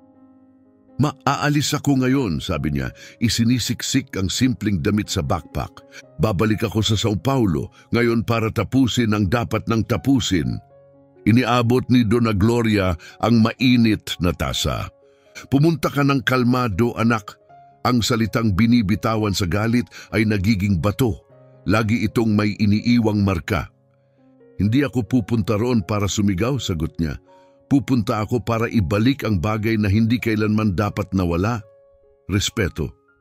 Tahimik ang biyahe sa bus, mahaba, pero matalas ang isip ni Fernando. Binuksan niya ang laptop at sinimulan ayusin ang lahat. Ang footage mula sa kondo, mga screenshot ng pinatahimik niyang inbox, mga phone log na nagpapakitang dinidirekta ang tawag sa voicemail. Gumawa siya ng folder at pinangalanan ito ng simple, katotohanan. Tapos nag-type siya ng maikling paalala sa sarili. Walang paghihiganti, walang sigawan, katotohanan lang, pagsasara lang. Pagtanghali, bumaba siya ng bus at bumalik sa kondominium. Sinalubong siya ni Antonio, ang guwardiya, sa gate. May tinging alam ang bigat ng araw. Narito po ang flash drive, sir, sabi nito habang inaabot sa kanya, kasama ang footage kahapon at mga naunang beses na pinauwi ni Mrs. Carmela ang nanay ninyo. Tumango si Fernando, mabigat ang dibdib. Salamat, Antonio, tinrato mo akong tao kahit hindi ko na tinatrato ang sarili ko ng ganon. Hindi ko yon makakalimutan. Hindi nagbago ang bahay 17, pero lahat sa loob nag-iba na. Dahan-dahan siyang pumasok, iniwang bukas ang pintuan sa likod niya. Nasa sala si Carmela, pulidong-pulido gaya ng dati. Pero maputla ang mukha niya, parang hindi natulog. "Oh," sabi niya, nakatikom ang mga braso. "Bumalik ka na rin para makipag-usap na parang adulto?" "Oh," kalmado niyang sagot, "parang adulto na may mga katotohanan." Inilapag niya ang backpack sa counter, kinuha ang flash drive at isinaksak sa TV. Uminit ang screen. Nandoon ang nanay niya, mahiyain, nakatayo sa gate, tapos dumating ang host, ang tubig, ang pagkaliit ng loob. Si Carmela hawak ang hose, walang nagsalita, walang tunog na kayang tumapat sa katahimikang iyon. "Nirecord mo ako," sabi niya, kapit sa huling hibla ng pagtanggi. "Hindi," sagot ni Fernando, "ang building ang nag-record. Tumigil lang akong magpanggap na hindi ko nakita." Iniharap niya sa kanya ang laptop at tumigil na rin akong baliwalain na may gumalaw sa mga device ko. May pumigil sa bawat bakas ng boses ng nanay ko. Humawak si Carmela sa gilid ng counter, mas mahina na ngayon ang boses. Ako ang nagpatulong kay Alfredo na ayusin ang mga bagay. Nalulunod ka na sa deadlines. Ang nanay mo ay nagiging sagabal. Tiningnan siya ni Fernando, matatag, walang mabasang emosyon. Ang sagabal ay salitang ginagamit natin para sa ingay, Carmela. Hindi ingay ang nanay ko, siya ang ugat. Binuksan niya ang isa pang folder, mga email, voicemail, mensahe mula sa botika at mga kapitbahay. Habang dinadala mo ako sa networking dinners, ang nanay ko naghihintay sa labas. Habang sinasabi mong image ang mahalaga, siya nilalaktawan ng pagkain para lang makapagbiyahe. Hindi yan pag-aayos, pagbuburayan. Bumagsak si Carmela sa sofa, ubos ang lakas. "Ginawa ko to para sa atin, para sa future natin." "Hindi," sabi niya, "ginawa mo to para sa reflection mo." Inabot ni Fernando ang wedding band at inilapag sa mesa. "Hindi ako bumalik para magmakaawa o manisi. Bumalik ako para sabihin, tapos na ito." Tumingala si Carmela, marupok ang boses. "Iwan mo lahat ng to para saan? Para sa simpleng buhay?" "Hindi," mahina niyang sagot, "para sa buo." Tapos nagsalita siya ng malinaw at may layunin. "Ipapadala ko ang video nato sa building manager. Kumpirmado ang report, hindi para parusahan ka, kundi para protektahan. Simula ngayon, walang kakausap sa nanay ko nang walang respetong kaakibat ng pangalan ko. Siya ang may dala nito, Carmela." Bumuka ang bibig niya, alanganin ang boses. "Pero ang mga investors, ang investor na walang respeto sa isang ina, walang karapatang mag-invest sa akin." Buhat niya ang backpack. "Naipadala na ng team ko ang request ko para mag-remote. May bago na akong prioridad." "At saan ka pupunta?" tanong niya, halos pabulong. "Sa bahay," ngumiti siya, totoo, payapa. "Sa bahay na amoy beans at may katahimikang nakapagpapagaling." Humarap siya sa hallway at nagsimulang mag-impake ng kakaunti lang na tunay niyang kailangan. Simpleng damit, ilang essentials. At saka kinuha niya ang isang litrato, lumang larawan na matagal na niyang itinago sa likod ng mga artbook. Nasa larawan si Fernando noong bata pa, yakap-yakap ang leeg ng nanay niya. Pinunasan niya ang alikabok sa salamin at isiniksik sa bag. Pagdaan niya sa hallway, nasalubong niya ang hardinero sa labas, naglulupi ng hose. "Umaga, Seo Huang, ayos lang ba?" "Ayos lang, Mr. Fernando. Maayos ang damo. Ang mali lang kung paano nagagamit ang tubig kamakailan." Ngumiti si Fernando at kinamayan siya. Simula ngayon, wala nang hose na ibubukas sa tao. Tapos nakatayo sa pintuan, lumingon siya sa huling pagkakataon. "Ipapadala ko ang numero ng abogado ko. Aayusin natin ang natitira ng may respeto." Kung balang araw, totoong makaramdam ka ng pagsisisi, isip ni Fernando sa sarili. Sa'yo namang galing, hindi dahil convenient sa timing. Ang pagsisising hiniram lang sa iba, mabilis kumupas pag humarap ka na sa sarili mong refleksyon. Lumabas siya nang hindi binabagsak ang pinto. Sinalubong siya ng araw sa tanghali sa bangketa. Tumigil siya, pumikit, hindi dahil gumaan ang loob, kundi dahil tumibay ang pasya. Sumakay siya sa kotse, pinaandar ang makina, at bago niya ilagay sa gear, kinuha niya ang cellphone niya. Binuksan niya ang chat nila ni Antonio. Sige, i-file mo na kung anong kailangan, salamat. Tapos nag-message siya sa team niya, lilipas muna ako sa remote work, walang end date, personal priorities. Pagkatapos, sa building manager, matatanggap niyo ang footage at opisyal kong pahayag ngayon din. Sa highway, pinatay niya ang radyo. Hindi niya kailangan ang ingay ng mundo. May mas magandang tunog na naghihintay sa Santos. Ang pagkulo ng beans sa kalan, ang kaluskos ng upuan sa sahig, ang mahinang tawa ng nanay niya kapag kulang ang asin. Pero mas malalim pa roon, alam niyang may isa pa siyang haharapin sa lalong madaling panahon. Hindi legal na usapin, hindi away. Ang sarili niyang guilt, hindi para parusahan ng sarili, kundi para ayusin muli ang buhay mula rito.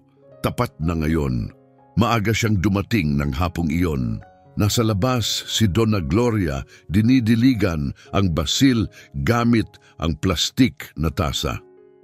Nang makita siya nito, binigyan siya ng simpleng ngiti.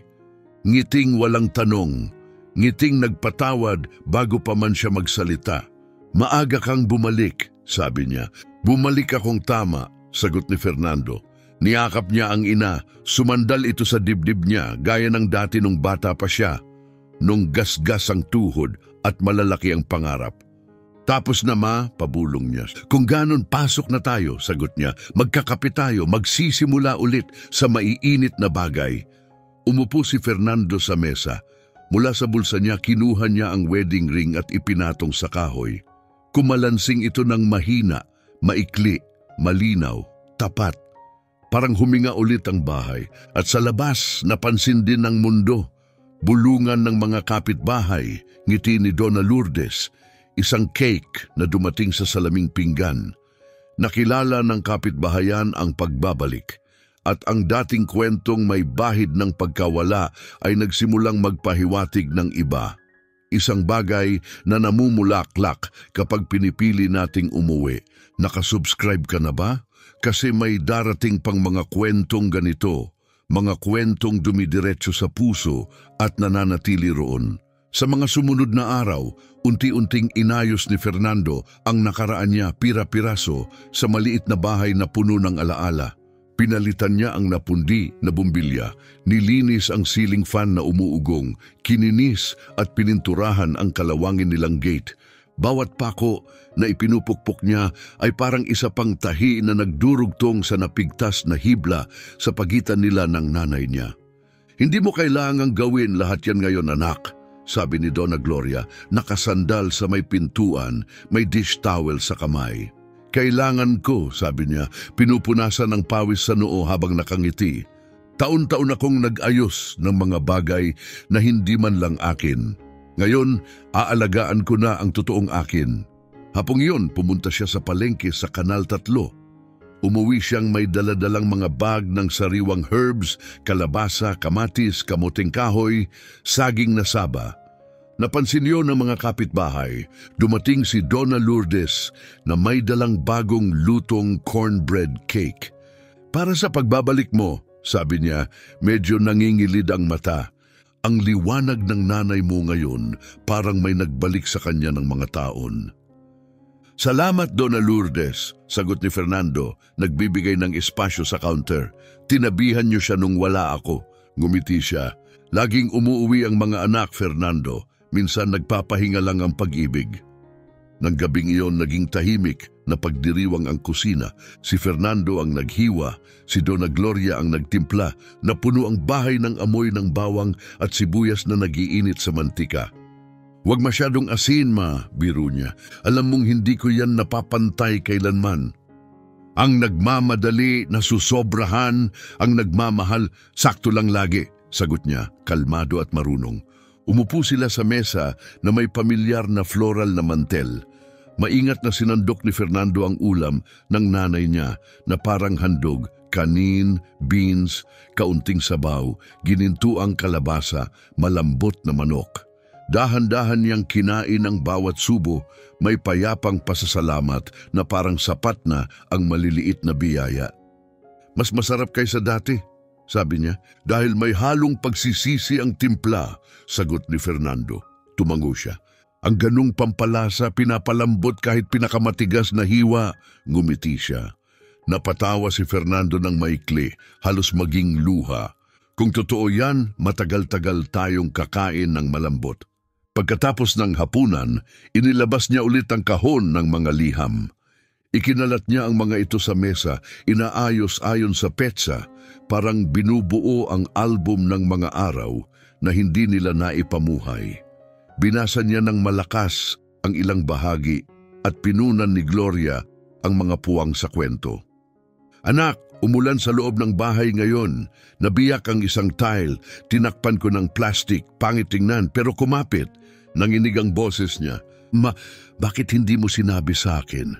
Dahil nahihiya ako, sagot niya, magkapatong ang mga kamay sa kandungan.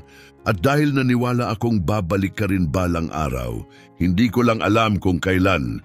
Huminga si Fernando ng malalim at inabot ang kamay niya. Nandito na ako at hindi na ako aalis, sabi ni Fernando nang may tahimik na katiyakan. Kinabukasan, nagsimula na sila ng nanay niya sa paghubog ng bago nilang buhay. Binubuo nila ito sa maliliit pero matitibay na hakbang. May mga appointment na sa klinika ng barangay. Inayos ang mga gamot sa may label na kahon, nakaayos ayon sa araw at oras. Nagalmusal sila ng maayos, matapang na kape, bagong tinapay. Isinabit ni Fernando ang isang corkboard sa pader ng kusina at nagsulat sa malalaking letra, appointment Miyerkules. Refill ng gamot, Sabado, palengke Lunes. Para hindi ako malito, paliwanag niya, matagal na akong naliligaw, mag-isa, banayad na sagot ni Donna Gloria. Ngayon, sabay na nating hahanapin ang daan. Hapong iyon, dumalaw si Fernando sa lokal na eskwelahan, kung saan guro na ngayon ang kababata niyang sigil. Umuwi siya na puno ng sigla, may ideyang kumikislap sa notebook niya. Gusto niyang gamitin ang parish hall tuwing Sabado para magturo ng basic na kaalaman sa pera sa mga kapitbahay, paano mag-budget, umiwas sa scam, magplano ng gastusin. At sa mga araw ng linggo, pangarap niyang magtayo ng Solidarity Kitchen na maghahain ng mainit na pagkain sa simbolikong presyo.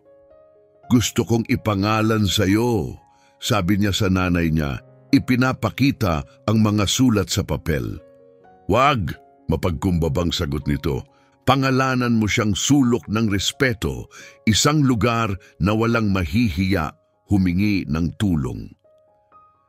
Deal, ngumiti si Fernando at isinulat ito, sulok ng respeto. Sabay nilang sinimulang isketch ang plano. Samantala, nagbuzz ang cellphone niya, mga ping sa trabaho, emails mula sa legal, missed calls. Pinatahimik niya ito nang walang pag-aalinlangan. May bago na siyang mga urgent ngayon. Maya-maya, pumunta sila sa Jose Menino Beach. Dahan-dahan silang naglakad sa basang buhangin, malawak at tahimik ang dagat sa harap nila. Inangat ng hangin ang dulo ng scarf ni Donna Gloria. Inayos yun ni Fernando ng kusa, gaya nung bata pa siya. Alam mo ba ang na-realize ko ngayon? Sabi niya, tumigil at tumingin sa tubig. Ang dagat parang pagmamahal ng nanay. Kahit gaano tayo kalayo, pagbalik natin, nandoon pa rin, naghihintay. May mga alon ng dagat, sagot niya. Ganyan din tayo. Pag-uwi nila, may brown na sobre sa may pinto. Galing kay Antonio, ang gwardiya sa kondo. Sa loob may sulat kamay na note at printed na report. Kung kailangan mo ng saksi, maaasahan mo ako. May mensahe rin mula sa building manager. Nire-review ang insidente. At kung gusto ni Fernando, pwedeng i-forward ang report sa Elder Protection Police Unit. Tahimik niya itong binasa, pagkatapos nilagyan niya ng label ang isang folder, sinulat sa ballpen, proteksyon para kay mama. Hindi ako naghahanap ng paghihiganti, sabi niya, pero hindi ko ito hahayaang walang sagot. Sundin mo ang konsensya mo, tugon niya. Ang hustisya hindi tungkol sa pagsigaw, tungkol ito sa isang hakbang sa tamang direksyon. Kinagabihan, habang nagro-rosaryo si Donna Gloria sa sofa, naghanda si Fernando ng sulat kamay na flyer para kinabukasan. Cassava soup ni Donna Gloria, nakakabusog, nakakapagpalakas, parang yakap. Napangiti siya, parang ngumiti rin ang mga pader ng bahay. Ang reunion na dati puno ng drama ay nagiging ritmo na ngayon, gamot sa tamang oras. Napapalitan ng water filter, naitanim ulit ang basil, nakaschedule ang nurse visit, at ang kama, inaayos niya gaya ng pag-aayos ni mama noon. Tikwas ang kanto, pulidong-pulido. Hindi naging perpekto ang mundo, pero naging totoo. At hindi pa alam ni na Fernando at Donna Gloria na ang sulok ng respeto na isinilang mula sa ilang nota at isang munting kusina ay hihila ng higit pa sa mga recipe. Hihila ito ng mga kwento, pagsisisi, mga taong nawala ang landas at mga reunion na hindi inaasahan. Dahil ang buhay, mapaglaro at bigla, madalas lumiliko ng walang babala. At kapag lumiko ito, hindi ito dumarating na naka-high heels. Dumarating ito ng nakapaa.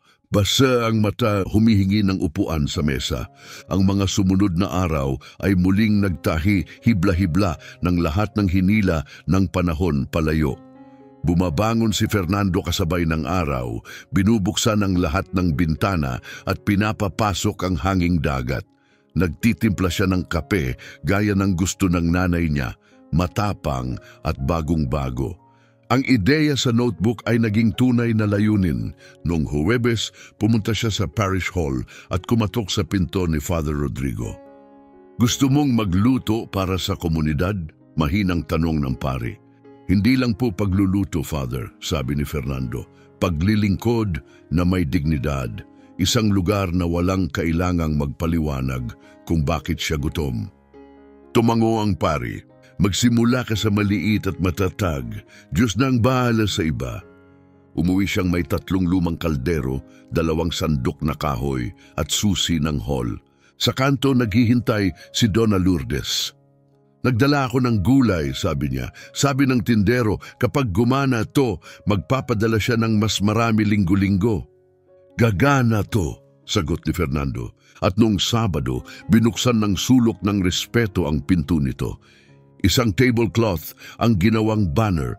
Kumalat sa kalsada ang amoy ng bawang at sibuyas na ginisa. Sa loob, gumalaw si Donna Gloria na parang konduktor. Hinugasan ng bigas, ibinabad ang beans, binalata ng kamoteng kahoy. Si Fernando naman ang naghiwa, naghalo at ngumiti. May mga taong dumating, hindi dala ang dahilan, dala ang tahimik na pangangailangan.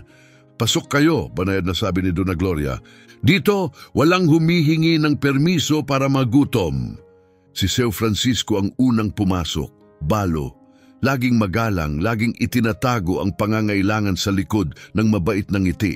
Pero dito, hindi niya kailangang magtago dahil hindi ito limos, ito ay respeto. Dumating si Donna Lorna ng umagang iyon, hawak ang kamay ng 2 niyang mahiyain na apo. Kumikislap ang malalaki nilang mata sa nakita nilang umuusok na mga kaldero. Pati si Alberto ay dumating, palutang-lutang man ang buhay, pero hindi siya naligaw ngayong araw.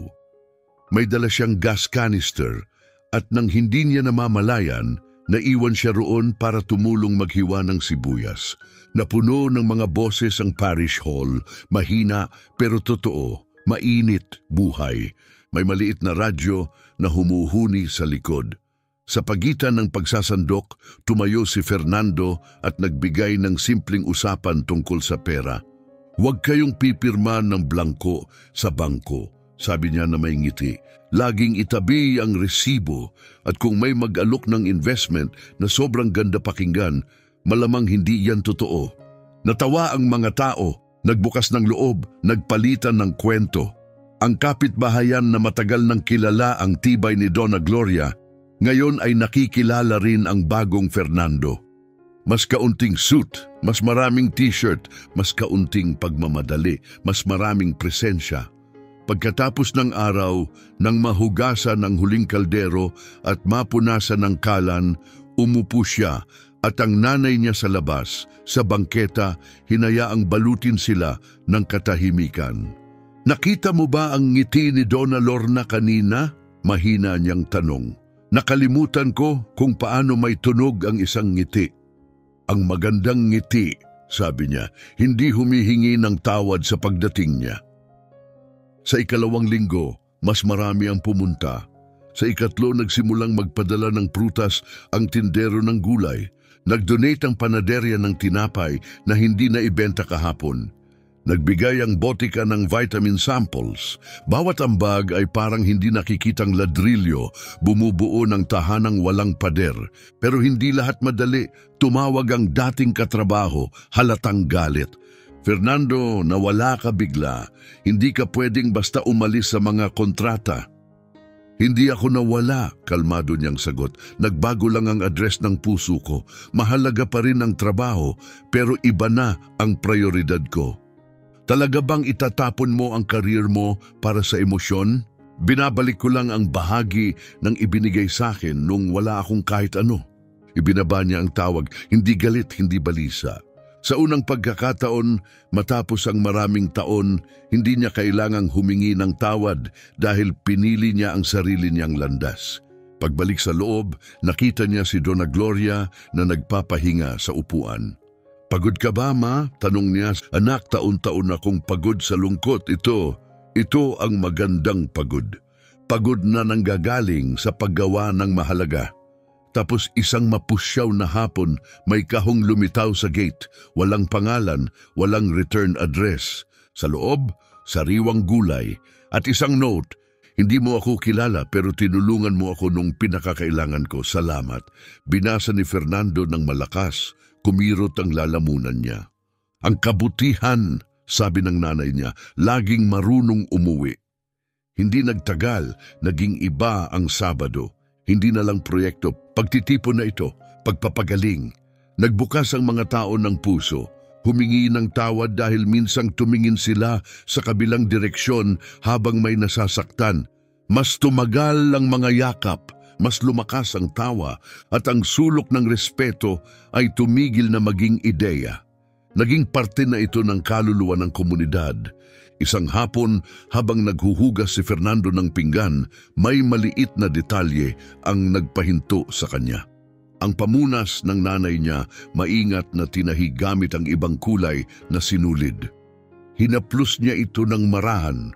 Tumama sa kanya kung ilang beses nang tinahi ng nanay niya ang buhay pabalik para lang magkaroon ng lugar para sa kanya. Nabasag ang boses niya. Huwag ka nang mag-isa sa pag-aayos. Kapag may napunit, sabay nating tatahiin. Isinandal niya ang ulo sa balikat niya. Hindi na ako mag-isa. Sa labas, nagsimulang umulan, banayad na tumitipa sa bubong, parang alam nitong huwag manggulo. Walang malaking talumpati, walang palakpakan. Tunog lang ng isang tahanang gumagaling. At ang paggaling na iyon, binuo mula sa cassava soup, checklist, lumang kumot at pagtawid ng kalsada ng magkahawak kamay ay naghahanda sa kanila para sa isa pang bagay. May paparating mula sa malayo, tahimik. Isang bagay na hihingi ng higit pa sa sopas at kabutihan. Hihingi ito ng katotohanan at kapatawaran. Bago natin tapusin ang kabanatang ito, sabihin mo sa comments, gusto ko yung storya o gusto ko pa ng ganyang storya para alam kong kasama kita sa paglalakbay na ito. Dahil ang susunod na nangyari, walang sino man ang nakahula. Isang araw iyon na malinaw ang langit at malambot ang hangin. Buhay na buhay ang sulok ng respeto, puno ng galaw, musika, amoy ng cassava soup at bawang na ginisa. Nagsiserve si Fernando ng plato, may tuwalya sa balikat nang may marinig siyang tawag mula sa pinto. Fernando, may batang babae rito na hinahanap ka, sabi ni Donna Lourdes. Lumingon siya, pinupunasan lang ang kamay at biglang natigilan. Si Carmela, walang designer na damit, walang high heels, walang perpektong ayos ng buhok.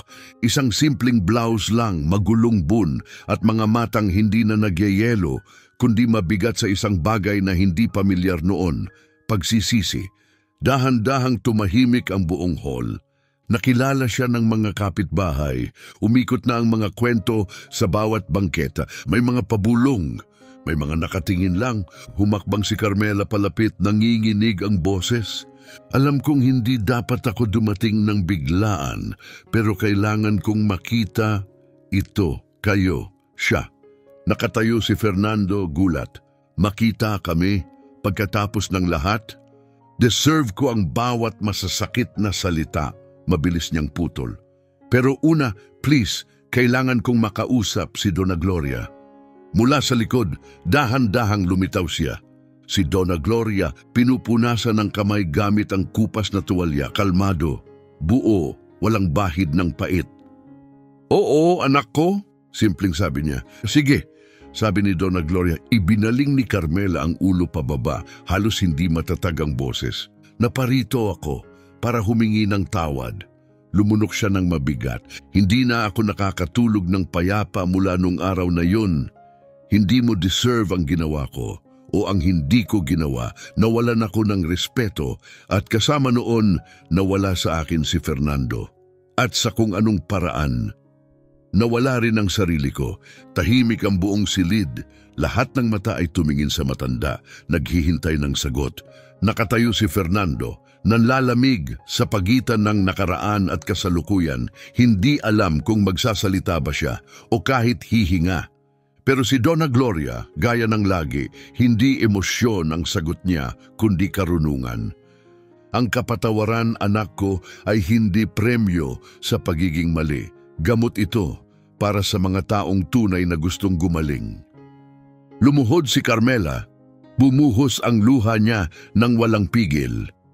Pinaiyak kita, pinahiya ko ang taong wala namang hangad kundi kabutihan sa akin. Kahit ano ibibigay ko para mabawi yon. Lumuhod si Donna Gloria sa tabi niya at ipinatong ang matatag na kamay sa balikat niya. Hindi mo kailangang burahin ang nakaraan, guro rin ang mga pagkakamali. Minsan, ang pagkadapa ang nagpapaalala sa atin na tumingin sa baba bago tayo muling matisod. Nakatayo si Fernando, pinagmamasdan ng nanay niya. Ang babaeng minsan, inakala niyang marupok. Ngayon ay marahang binubuo ang pagkabasag ng iba sa biyayang hindi mabibili kailanman ng pera. Kinuha ni Carmela ang isang folder sa bag niya. Hindi ako pumunta para humingi ng kahit ano, sabi niya. Nandito lang ako para ibigay ito. Iniabot niya. Binawi ko ang report. Umamin ako sa lahat. Kasama ko ang building manager at si Antonio. Hindi ko kayang hayaan na nakaamba pa rin yun sa atin. Binuksan ni Fernando ang folder. Nandun lahat, pirmado, naka-file. Tapos, bakit? Mahina niyang tanong. Dahil tama, sagot niya. At dahil may sakit ako, nalaman ko 2 buwan na ang nakalipas. Hindi seryoso. Pero nakita ko kung gaano ko hinayaang maging hungkag ang sarili ko. Marahang hinawakan ni Donna Gloria ang kamay niya. Dinadala ng katawan ang bigat na ayaw bitawan ng puso. Pero may oras pa, anak. Laging may oras. Umiyak ulit si Carmela pero iba na ngayon. Hindi na guilt, kundi ginhawa. Hindi ko deserve ang kapatawaran ninyo. Bulong niya, makukuha mo pa rin ang akin, sabi ni Fernando. Hindi dahil nagbago ka, kundi dahil nagbago ako. Sa paligid nila, nanood ang parish hall, hindi mapanghusga kundi nangingilabot sa hiwaga ng sandali. Ang silid na itinayo para sa sopas at serbisyo ay naging lugar ngayon kung saan umupo ang biyaya sa mesa. Tumayo si Donna Gloria. Halika, maupo ka, matatag niyang sabi. Walang umalis sa mesang ito na gutom. Nagatubili si Carmela pero tumango ng bahagya si Fernando. Umupo siya. Sinandukan siya ni Donna Gloria ng mainit na beans. Yung parehong beans na minsan mong itinapon, mahinang sabi niya. Pero ngayon, may halong kapatawaran. Inangat ni Carmela ang kutsara sa labi niya at umiyak ulit. Hindi ko akalaing ang simpleng ulam ay pwedeng lasang kapayapaan. May palakpakan na umalingaw-ngaw, walang nagplano, nangyari lang. May mga umiyak, may mga ngumiti, pero alam ng lahat na may nasaksihan silang bihira, pag-ibig na nanaig sa yabang. Sa mga sumunod na araw, maaga nang dumarating si Carmela para tumulong. Naghuhugas ng kaldero, nagbabalat ng gulay, kaunti lang magsalita at dahan-dahan nire-recoup niya ang tiwala ng hindi hinihingi.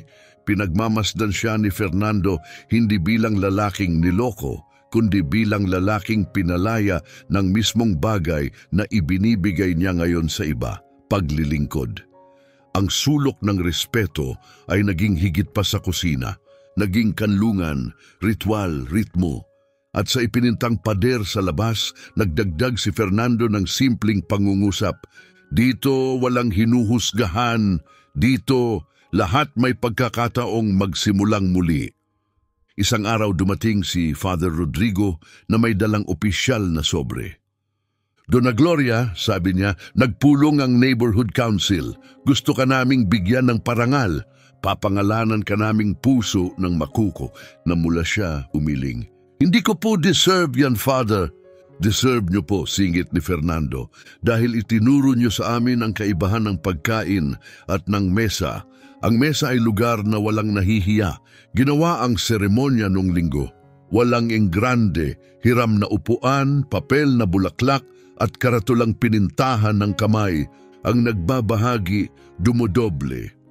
Dumating ang buong kapitbahayan, tumayo si Sir Francisco, nabiyak ang boses niya habang nagsasalita.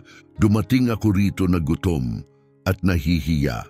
Ngayon nagugutom pa rin ako minsan, pero ang hiya, tinanggal na nila sa akin. May tawa, may luha, at tahimik sa likod ng hall, lumapit si Carmela kay Fernando. Inimbitahan ko ang nanay ko, sabi niya, kinakabahan. Pumayag siyang pumunta. Tumingin si Fernando, gulat. Taon na mula nang huli kayong nag-usap. Sinabi ko sa kanya na may nakilala akong nagturo sa akin kung paano humingi ng tawad. At sinabi ko, handa na akong magsimula ulit. Umingit-ngit ang pinto. Pumasok ang isang matandang babae na nakalumang asul na damit. Nakayuko ang tingin. May hawak na simpleng telang may nakabalot na homemade cake. Lumapit si Carmela sa kanya, parang tumatawid sa malalim na ilog. Tumingin ang matanda at walang sabi-sabi, binuksan ng mga bisig. Nagyakap sila, walang malalaking talumpati. Dalawang pusong muling naalala ang daan pa uwi. Nakahinto ang hininga ng buong silid. Pinagmamasdan ni Dona Gloria, may dish towel sa kamay. Umusbong ang ngiti sa mukha niya na parang pagsikat ng araw.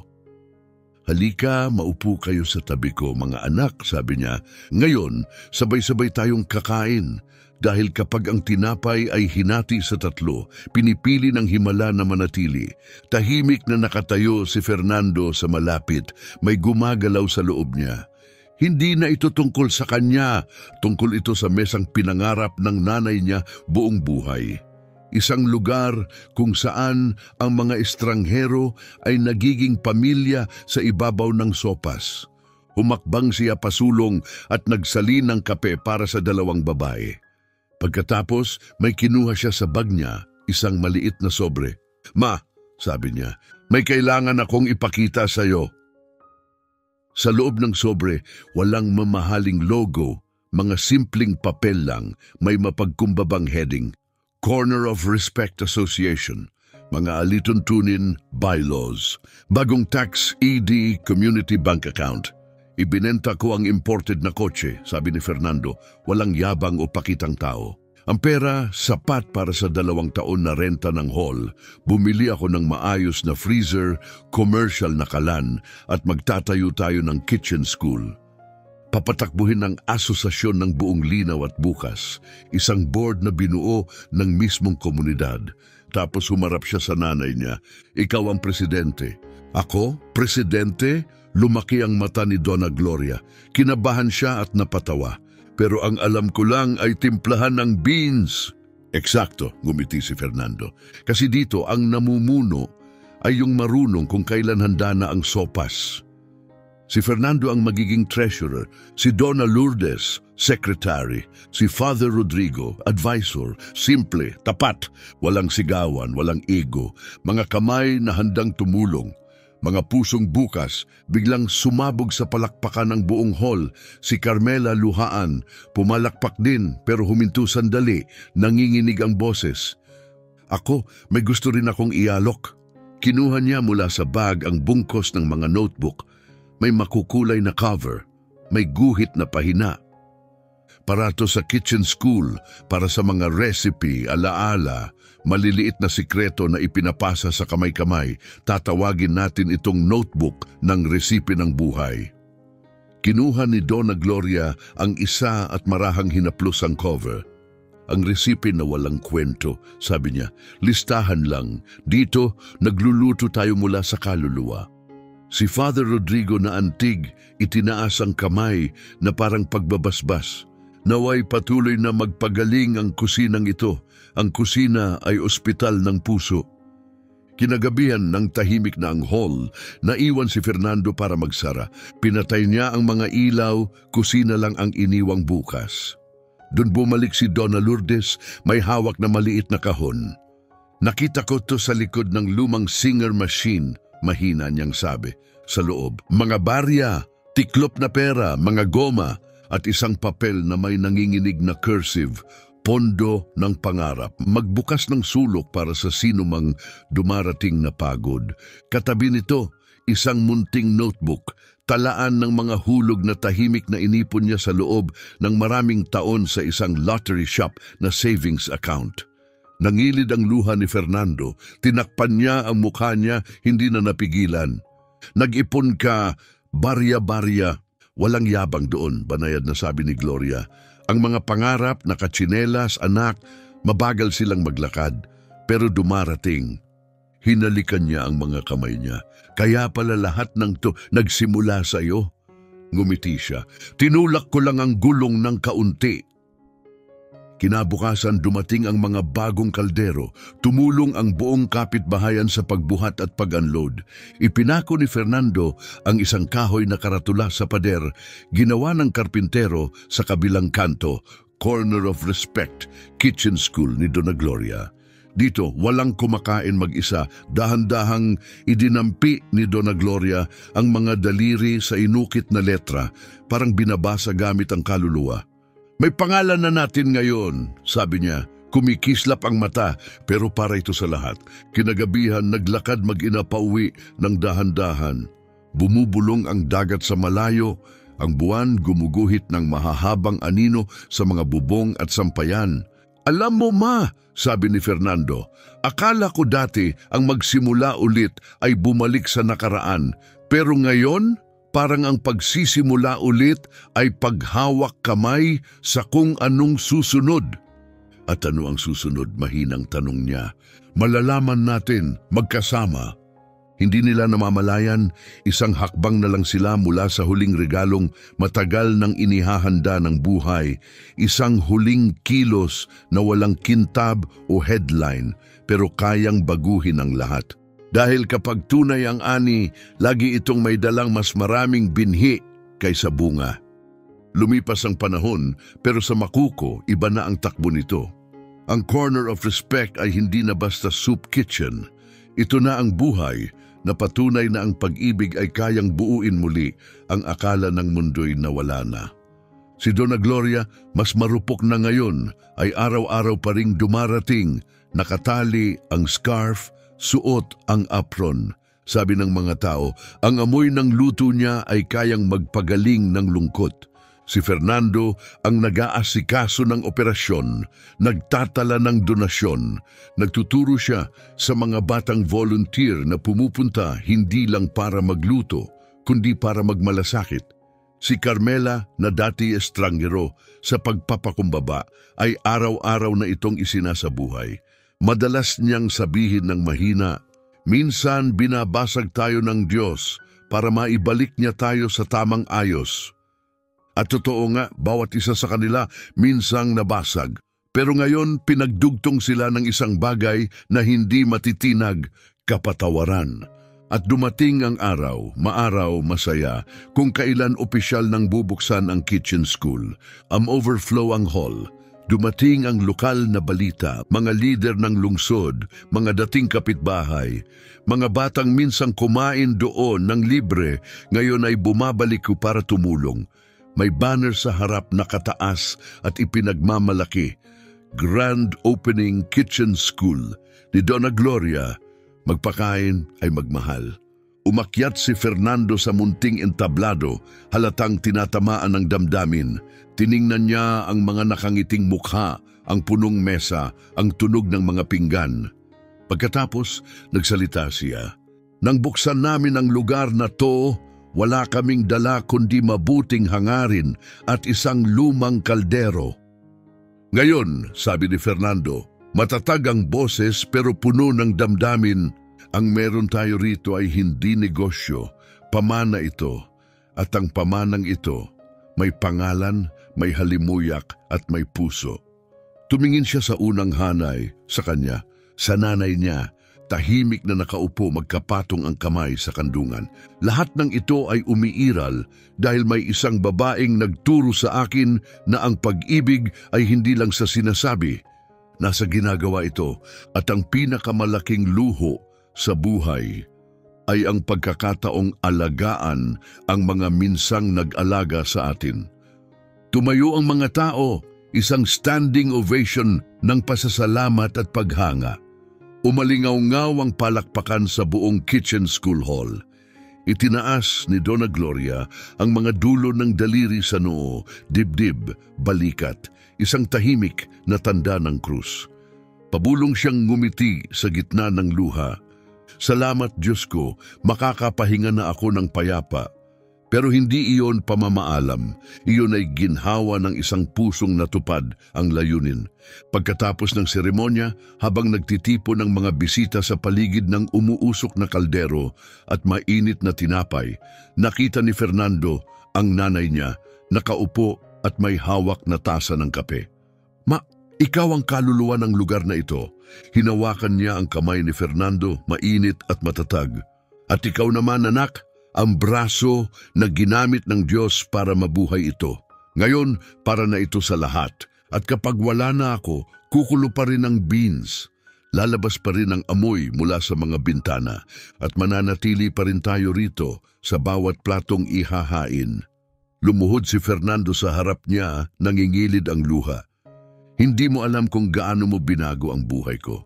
Pinunasan niya ang luha ng anak sa banayad na mga daliri. Ginawa ko lang ang ginagawa ng mga nanay, Fernando. Ang pagkakaiba lang, ngayon nakita ng mundo. Nang gabing iyon, nang umuwi na ang mga tao at humina ang huling ilaw, tumayo si Fernando mag-isa sa entrada, nakatingin sa kumikislap na karatula. Kitchen School ni Donna Gloria. Dito, walang kumakain mag-isa.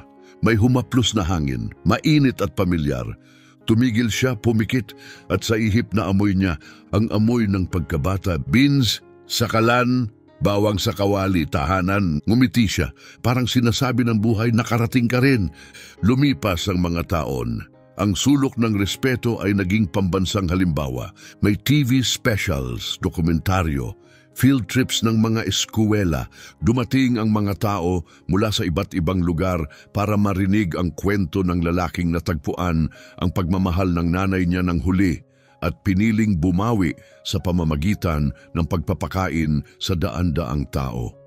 Bawat pader ng kitchen school ay may nakasabit na alaala. Mga litrato, lumang apron, mga recipe na sulat kamay at maliliit na plakang kahoy na may mga paboritong linya ni Gloria. Ang pinakasikat ay ito.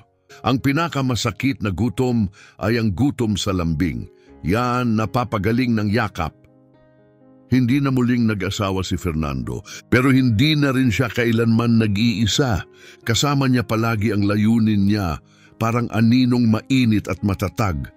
Bawat platong pagkain na naihahain ay paalala, ang kapatawaran ang pinakamatapang na pampalasa sa mundo.